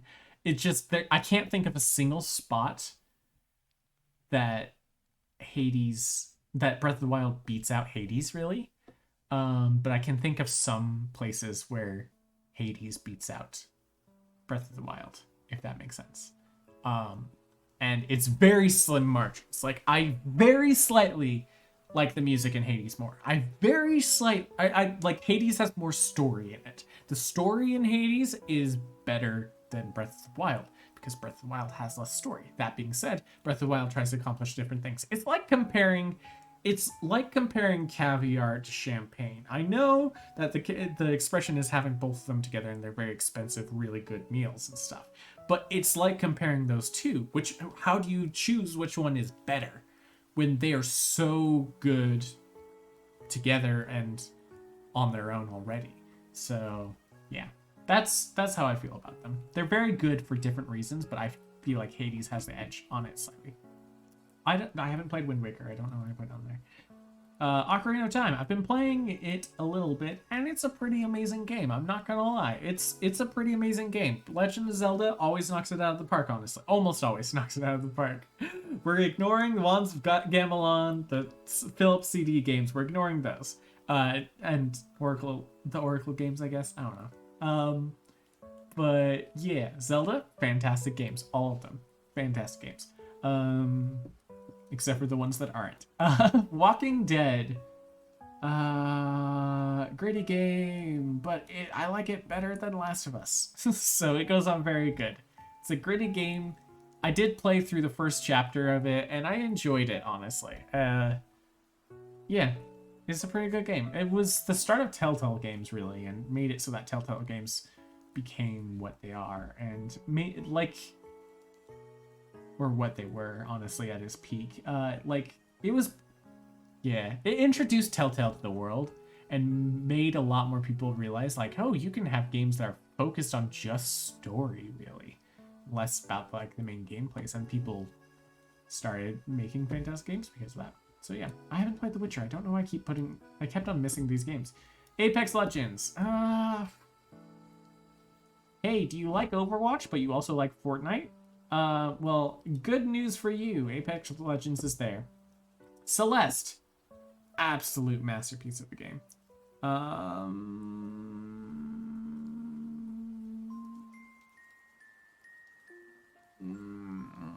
sticking with that one. Celeste is a very beautiful game with one of the best soundtracks of any video game ever. I might even hazard to say the best soundtrack in a video game. Hades has an amazing soundtrack. That's the only one that has me considering maybe not. But it's very close. Lena is one of the best video game composers ever. Period. Full stop. Lena amazing. And Celeste is like really where I feel like they got their foothold in that. And if you just listen to Resurrections, just that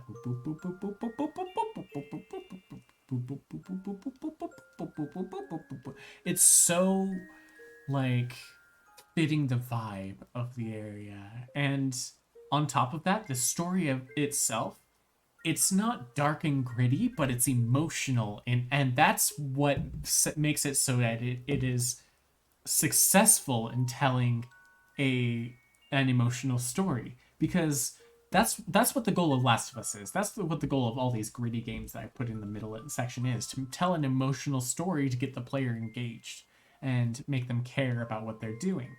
The problem is that like so many of these dark and gritty games make it so you feel bad about what you're doing. While Celeste, you're healing, you're going through trauma, you're discovering yourself and learning how to deal with anxiety, because that's what the like villain of Celeste is anxiety.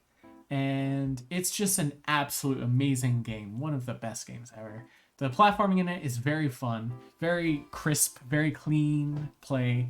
I cannot see a single reason to not like it. It's difficult. That might be the only thing going against it. Is that you can't just hand it to any player and be like, oh yeah, you'll be able to play this. Like, if someone's never played a video game before, they're gonna struggle with Celeste. That's probably the only knock against it, in my opinion. So, yeah. That being said, that's also true with Fallout New Vegas. That's also true with Skyrim. Dark Souls, absolutely. Like, most of these games, I feel like Terraria, Minecraft, Grand Theft Auto, maybe, Zelda, and Hades. Yeah, so like the games above it, besides Fallout New Vegas, people actually no. Fallout New Vegas people could, and Skyrim they would be fine, honestly. Actually, yeah, I think Celeste. Yeah, that is okay. I'm sticking with my statement. Celeste's only thing knocking against it is that it is difficult, to a point that it might be inaccessible to a new player. That is probably the only thing knocking against it. And it doesn't have the same level of depth and breadth as the other games. But that's not necessarily that doesn't depth and breadth doesn't necessarily make a better game. It just, yeah, I don't know. I don't know. Having a consistent, like, you can, okay, because there's a problem. There's a problem in the video game industry, and this is my final tangent before I'm just gonna throw a whole bunch of games on the list. Because it looks like the next whole bunch of them I don't have strong opinions about. But yeah, so the problem with a lot of video games in the video game industry is that they try to be very deep, very wide, and have all of that be a consistent, pleasant experience. And that is extremely difficult to do. Very few games have achieved that. And I would say the games that have achieved pretty much that are these three games, are like these games at the beginning right here.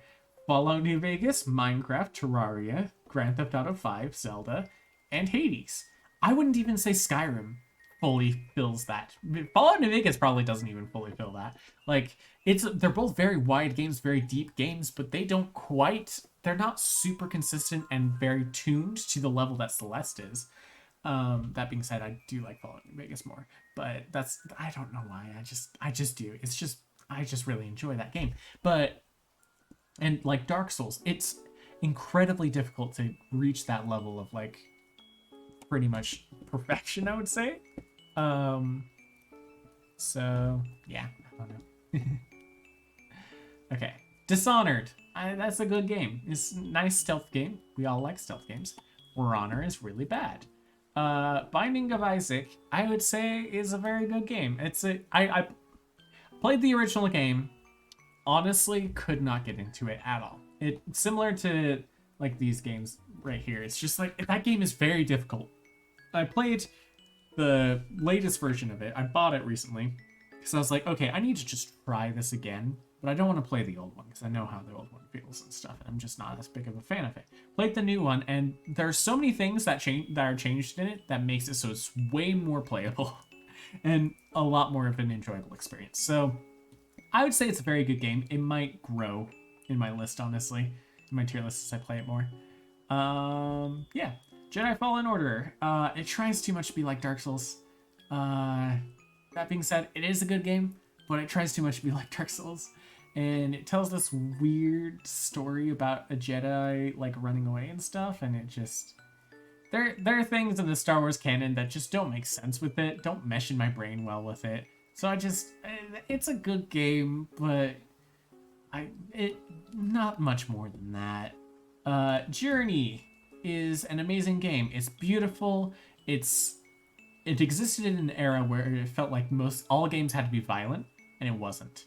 And it's just a beautiful game, like an absolute cinematic experience without being like overly crude and violent and stuff, or being too childish or either. It tells a very adult story without being too dark. And yeah, that's why it gets the amazing tier. I would say like Hat in Time and Journey are both similar in these ways. They're both very artistically beautiful and like adult without being and taking like lots of great things about all these different things and making them shine. Yeah, Journey is a fantastic game. I absolutely recommend playing it. Left 4 Dead 2. On the opposite spectrum of violence and stuff, Left 4 Dead 2. That being said, Left 4 Dead 2, amazing game. Really fun. Like, there's very few 4-player, multiplayer experiences that match Left 4 Dead 2. It's one of the most fun zombie games ever. Probably the most fun zombie game. Limbo. This one is alongside Journey. Like, they both are just games that are like... No, honestly, it's not great. It's not at the same level of Journey, I would say. But it is very good. The fact that it tells a cool story while and is a cool puzzle game in a time where it felt like every game had to be violent and brutal and stuff. Now there are violent and brutal parts in it, I guess, as well, but I don't know, it's a cool game. It has a very cool aesthetic. Limbo is just it is one of those games that I would say, like, if you're new to games and you want to find a game that like is very accessible for new players, this is probably one of the games that got me into storytelling in video games, honestly. So yeah, I would say it's a pretty great game. Outlast. It's a terrifying game for the first section, and then after that it gets meh, so it gets decent. Getting over it. I could not beat this game because I I don't do well with being angry. I don't like being angry, and when I am angry, it makes me want to stop whatever is causing the anger, and so I I got to a certain point in getting over it, and then lost tons of progress, and I was like, yeah, I don't think I can play this game. So yeah, it's a very good game. Um, um, yeah, and I'll stick with that. You know, that's probably a higher tier than it deserves, but I'll leave it there. Papers, Please. Also a very good game, fun game. Um, tells a cool story of like basically Soviet Russia, and yeah, it's fun. It's a cool experience. Little bit darker and grittier than my taste. Like honestly, I didn't even realize how much that affects my taste in video games until I'm doing this tier list. But yeah, it's just a bit darker and grittier for my taste, so I'm just not a fan. Roblox, decent. The thing is that like everything in it is created by the community, so therefore it's not as polished as someone like a game studio like Nintendo is gonna make. So it just naturally is gonna be decent. Um, it's really hard for player made games to be anything better than decent, which is kind of sad. But yeah, Rocket League. I don't like sports. Beat Saber, very good game. Great way to get people into VR. You know what? I'd say it's a great game. Very fun. No, it goes very good because they removed custom. They made it so you can't do custom songs in a lot of versions of it, which is stupid. And it's way better with custom songs. It makes it so it's infinitely better with custom songs, honestly. Sims 4. It's another game that I just can't get into. But a lot of people really enjoy it, so hey, good on ya. Infamous Second Son. I remember I was talking about Ubisoft, how they kind of plateaued or got worse and because of Watch Dogs. Infamous Second Son is a great example of this. Infamous games are really fun, honestly, and what makes Infamous Second Son fun is the fact that it's an Infamous game. Because the conduits and all that stuff is super fun. And it's fun to be a superhero sometimes. That being said, everything else about it is just a Ubisoft game, just generic Ubisoft game. Just paste Ubisoft plus superheroes sometimes, and that's what Infamous Second Son is. Add in a little bit of like cops are cool because that's kind of how Ubisoft stands at times, and a little bit of misogyny because that's how Ubisoft stands at times. And yeah, it's just it's all right. It's not a great game. I would say it's decent. Civ 6. I love this game so much, and you know what? It doesn't deserve masterpiece, but I'm giving it anyways. Giving it the masterpiece anyways because I love this game, and anyone who says that it's not an amazing game can fight me, and they're probably right, but they can fight me. It's a fun game. One of my favorite games. Spider-Man.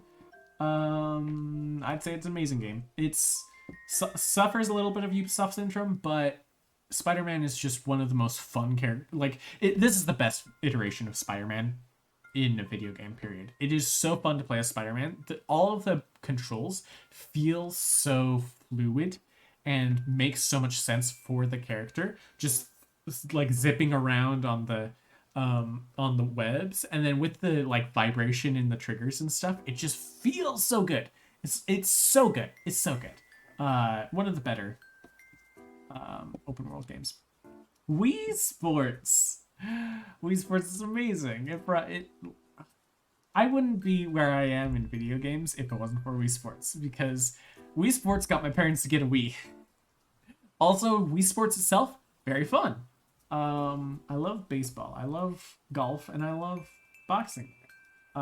Tennis, I think is pretty fun, but it's better in Nintendo Switch Sports, in my opinion. I think the bowling is better in Wii Sports than Nintendo Switch Sports, which is what I was gonna play today, but I'm feeling like garbage, so I'm not gonna. Anyways, Fallout 4. It's a great game. It doesn't quite reach the peaks of Fallout or Skyrim. It tries to be Skyrim. It doesn't succeed. It's a bit more stale than the other Fallout games. It tries too hard with the crafting system. It came out around the time where everyone was like, "Oh, Minecraft is really popping off like a lot more than we anticipated. So we got to put a crafting system in every single game." And crafting systems are fun. I mean, Breath of the Wild did a great job with crafting system. Because it's food, I guess. Um, but like it putting a crafting system in a game just for the sake of having a crafting system kind of makes it eh. Um, I feel like the RPG genre, the crafting system usually isn't very good in the RPG genre, and Fallout 4 is kind of a testament to that. Fallout 3, I would say is better than Fallout 4, but worse than Fallout New Vegas, and it's not quite a masterpiece, so I'd put it there. Counter-Strike Go. Global Offense. CSGO gets it good. I put a lot of hours in that game. It's a pretty fun game. It's one of the most played games of all time. You can't say it's not good, so I'll just stick it at good. Gary's Mod is every single game. Like I know that I said that player made games can't really get above the Roblox level wherever I put Roblox. Gary's Mod is the exception. Because it's just all these player made assets, mash them all together. You want to shoot freaking Darth Maul with a crossbow? Fucking do it. Like, I really love the sandbox mode. That's my favorite part of Gary's Mod. Just making all sorts of whack shit happen in the sandbox mode is so fun. God, I want to play Gary's Mod. Guitar Hero 3. Ooh, was a mental whiplash. Guitar Hero 3 is really fun. I would say it's an amazing game. I wouldn't put it in masterpiece, but it's an amazing game. I've had a lot of fun, a lot of like late nights playing that game, low volume, just because I want to do well, and like still listening to music, jamming to it, and playing with my brother. It's a great time. Hotline Miami. This is the game people are gonna strongly disagree. I know a lot of people really like Hotline Miami. I know that they do. But it absolutely is a bad game. It's just violence galore. That's it. That's the entire game. Violence galore, add drugs. That's it. You go into a house, you murder a bunch of people, you leave, and in really gory ways. You kill some dogs too, which is depressing. Like, and then you leave. It gave me a sour taste when I played it, but I still beat it, trying to figure out what people liked about it. And I think that the overarching story is kind of interesting, but it's just not a fan. Not a fan.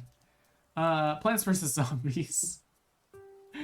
Oh, it feels weird putting Plants vs. Zombies above Hotline Miami because I know so many people like Hotline Miami, but it goes on the good tier. You know what? It goes on the very good tier. Plants vs. Zombies is a delight to play. And yeah, it's delightful. It's an absolute delight. You just sit there and giggle while you play it. It's not like an amazing game. I'm not gonna say it's an amazing game, but it's a delight. One of the better games that PopCap has ever made, honestly. Just a shame what they've done with it. Rainbow Six Siege. I haven't played that game. Sniper Elite 3. I played Sniper Elite 2, so I'll pretend like this is Sniper Elite 2. Sniper Elite 2 was a pretty good game. It's a good game. It's a good game. I would put it along the same veins of Dishonored. They're both just sneaky beaky games, where you just murder people and then try to get away with it. Dishonored, you try not to murder people, but that's a whole other thing. And like the whole thing that's supposed to make Sniper Elite better than average stealth games is the sniper part, where if you shoot someone in the head, you can watch like a forensics thing as the bullet like blows open their brain, which honestly, it's gross but also cool. So I don't know. It's a fun game, but I wouldn't put it anything above good. Battlefront. I have not really enjoyed Battlefront that much. I think that's a game that you need to be nostalgic for in order to enjoy, honestly. But if you play it in 2022, it's just a bad game. Battlefront, the new version, it's like Battlefield, but like a reskin version and still not that great. Yeah, I would say it's really bad. The ship combat is the only thing that makes it just not really bad. So it's just bad instead of really bad. The main gameplay of it is like, eh. It's just Battlefield. You have a better time playing Battlefield, honestly. Except for the ship battles. The battles where you play as the TIE fighters and the X-Wings, that shit's so fun. That's because that's always been the most fun part about playing a Star Wars game, period. There's a reason why TIE Fighter is one of the best Star Wars games. So, yeah. Super hot. Super hot. Super hot. Super hot. Like no other game tries to do what Super Hot does. It's so innovative in every way in being a puzzle game. And it's not like super gory. It just kind of like the only thing that has against it is that the story is a bit cheesy. It's like, ooh, we're gonna steal your brains and we're mind controlling you. Like, oh my god, like that hasn't been done a million times. Like, it's just a little bit cliche, but the puzzles themselves are so fun. So I'd put that up here. Undertale is very good. I don't know why I put GTA 5 above Minecraft and Terraria. Yeah, Undertale's really good. I'm one of those people. Admittedly, the biggest knock I have against it is that the entire game you either choose mercy or like act or fight, and there is no in between besides fight, fast gore and stuff. But like, it just like that's the only thing it has knocking against it, really. But it's such a cool game. The characters in it are just so genuinely great. The fandom terrible because people like will do death threats because you don't play it the right way, which is ridiculous. But yeah, Pokemon Red and Blue. I tried playing it. It's decent. The first Pokemon game hasn't aged very well, honestly, but I'm sure it would have been fun at its time. If none of the other Pokemon games existed, it would be really fun, but the other Pokemon games exist and they're better. So, yeah. Animal Crossing. A masterpiece. Absolute masterpiece. There are very few games that are at this level where you can just give to a new player and be like, all right, this is your introduction to video games. Look at this beautiful thing and have fun, relax for a while. Like, these games are all fantastic. I would say Minecraft maybe is relaxing if you're doing creative mode. Terraria, not really. Like, these games aren't really super relaxing or anything. Civ 6 is relaxing to me, but that's just because I'm a psychopath who likes strategy games. But, like, Animal Crossing is so relaxing, and it is, like, it's so fun, so rewarding, and absolute masterpiece of a game. Cuphead! It's a great game. It's a very good game. Not a great game. It's a great game. It's a great game. I'll stick with that. It's also very difficult. No, you know what? It's an amazing game. I shouldn't let difficulty completely determine it because Dark Souls is right here. It's very difficult, so it's less accessible to new players. That being said, it is very fun. Anytime you die in that game, you don't feel like it was an unfair death, which is another thing that Dark Souls does very well, and Celeste does very well as well. That's why those games are very difficult but very fun. It's because you don't feel like you didn't deserve to die. You feel like you died because you just missed something, and you just it's like, that freaking carrot. How come I can never dodge that freaking carrot as it goes across the screen over and over again? The same exact carrot. It was flying slowly towards me, and yet I hit that carrot. Like, you absolutely feel like you deserve to take the losses when you do, but it is still so fun, and it's It's great. It's great. I need to go through and actually try to beat that game sometime. NBA. I've only played like NBA 1998. And there was a glitch in that one. Fun fact about NBA 1998. There's a glitch where if you throw it from the from the other side of the court after you get past like the 3 point line, it pretends or like it thinks that you are still in. It's like, oh, you're in a like a free throw section. So therefore, when you throw it, it's going to automatically make it in, regardless of which side you're on. So my favorite thing to do in NBA 1998 is go to the 3 point line or free throw line on the opposite side of the court and throw it across the entire court, and it will land in the ball every single time. 10 out of 10. Love it. I'm sure they fixed it since then, but the NBA games, that's my memory of the NBA games. We had an SNES in my middle school, and we would play it during the lunchtime. It was great. All right, Just Dance. Just Dance, very good game. Dance around, have some fun, you know, go crazy. Valorant. Let's see, where did we put Overwatch? Overwatch is on great. CSGO is on good. Valorant, appropriately, is in between. I would absolutely say appropriately it's in between. Because it's a very good game. It's not quite at the level of Overwatch, but it's better than CSGO. So, yeah. Yeah, it's a very good game. Persona! It's a game that I know is good, I just haven't been able to get into it. Dying Light is a bad game!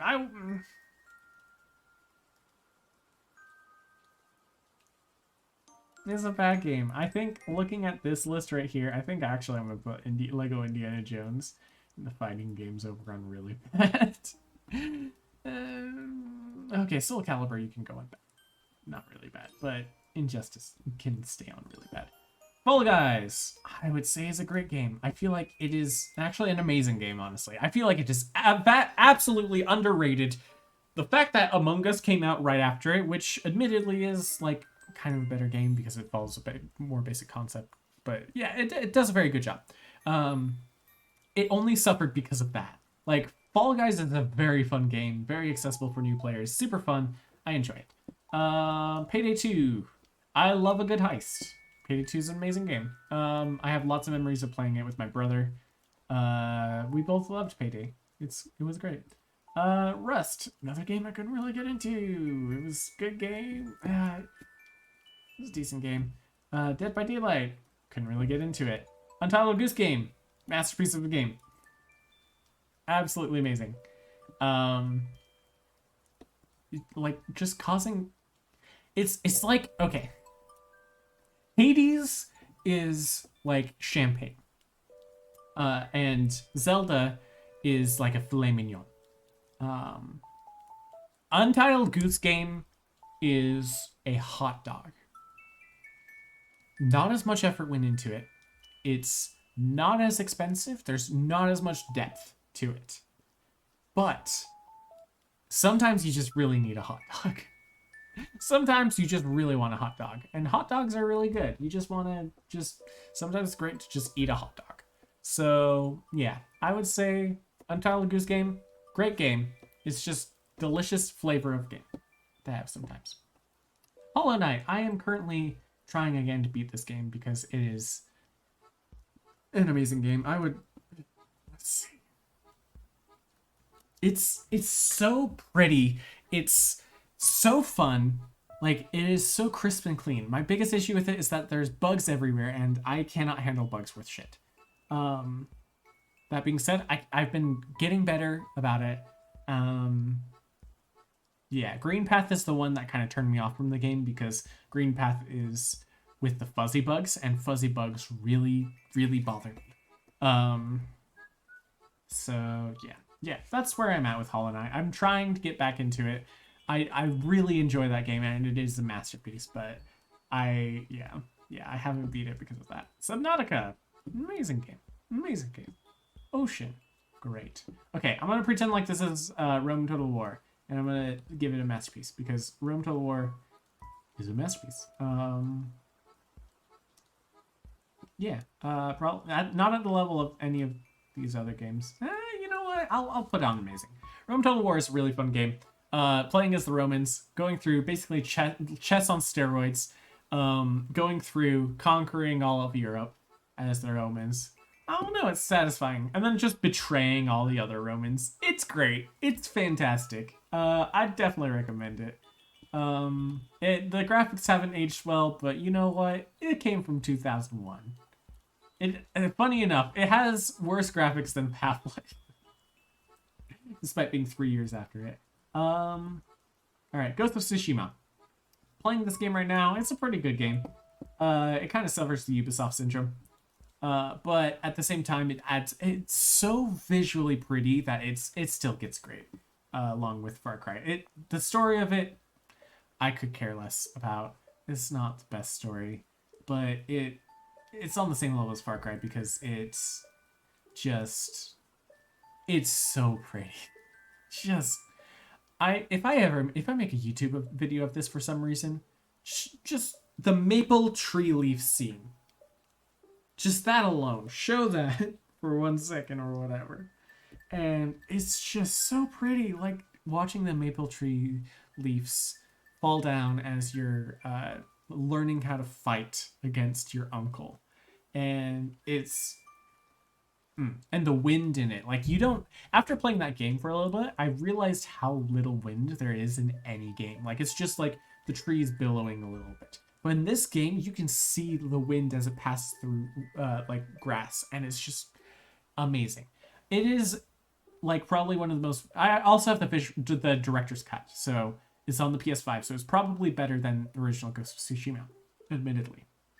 But it is probably one of the most visually appealing games I've ever played. I'm gonna throw it on amazing, because of that. Actually, thinking about it, the more and more I think about it, yeah, and it's just like Spider-Man.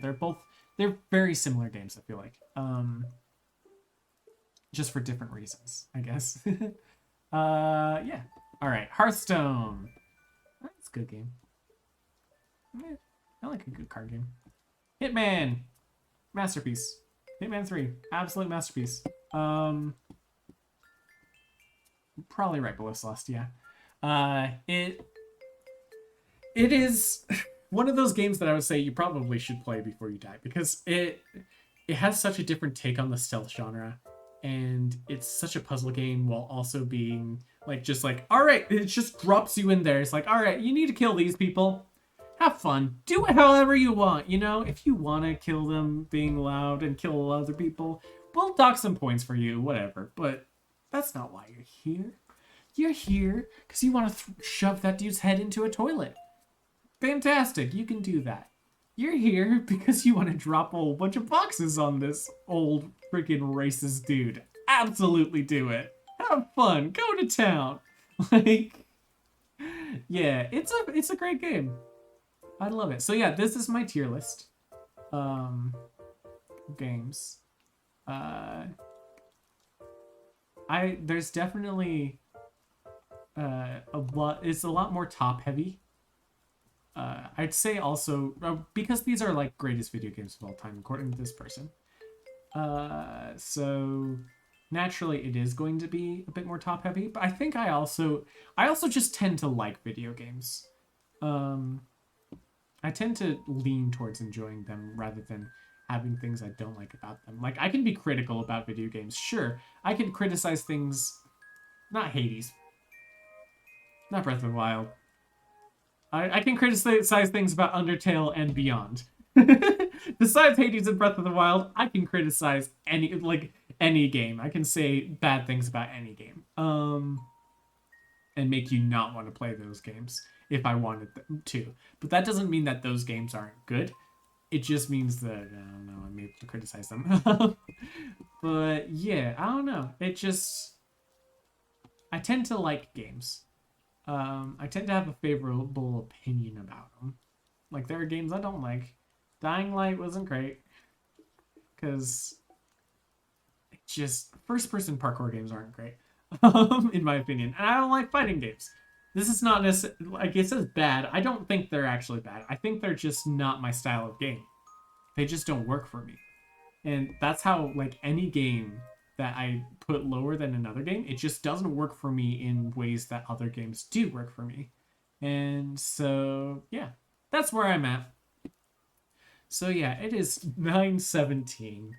Um Thank you guys so much for listening to me rant for the last hour and 40 minutes about video games. Whew, that was a while.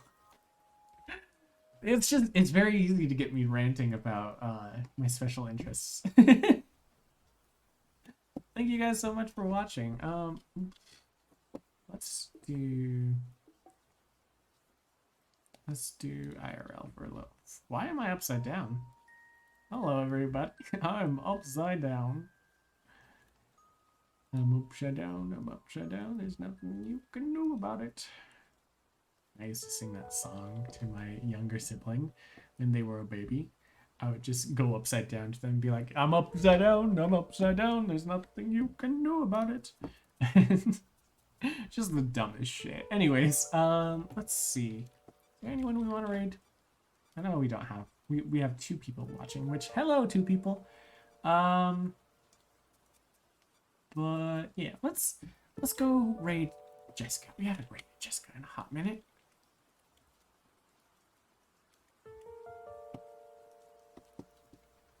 Friend, right? Yeah, let's go raid Jessica. So if you haven't already, join the Discord. It's a party. Discord's always super fun. And yeah, make sure to join this raid. You'll get extra channel points. Thank you guys so much for watching. I really appreciate each and every one of you. You all make my day whenever you talk in the chat, honestly. And that's not just me talking. Like, honestly, I love it when people talk in the chat so much. It's so nice to hear from you guys and just check up on how you guys are doing. And even if you can't talk in the chat, I also just love to know that you're there if you want to tell me later or not. But yeah. Anyways, not to get too gushy or anything, but yeah, thank you guys so much for watching. And I'll see you guys probably tomorrow. I'll probably stream tomorrow. Hopefully tomorrow I'll be able to stream Nintendo Switch Sports. Fingers crossed. Have a good one, everybody. Let's go hop over on the raid. It's gonna be a party. Oh, let me do the stream ending. See you guys.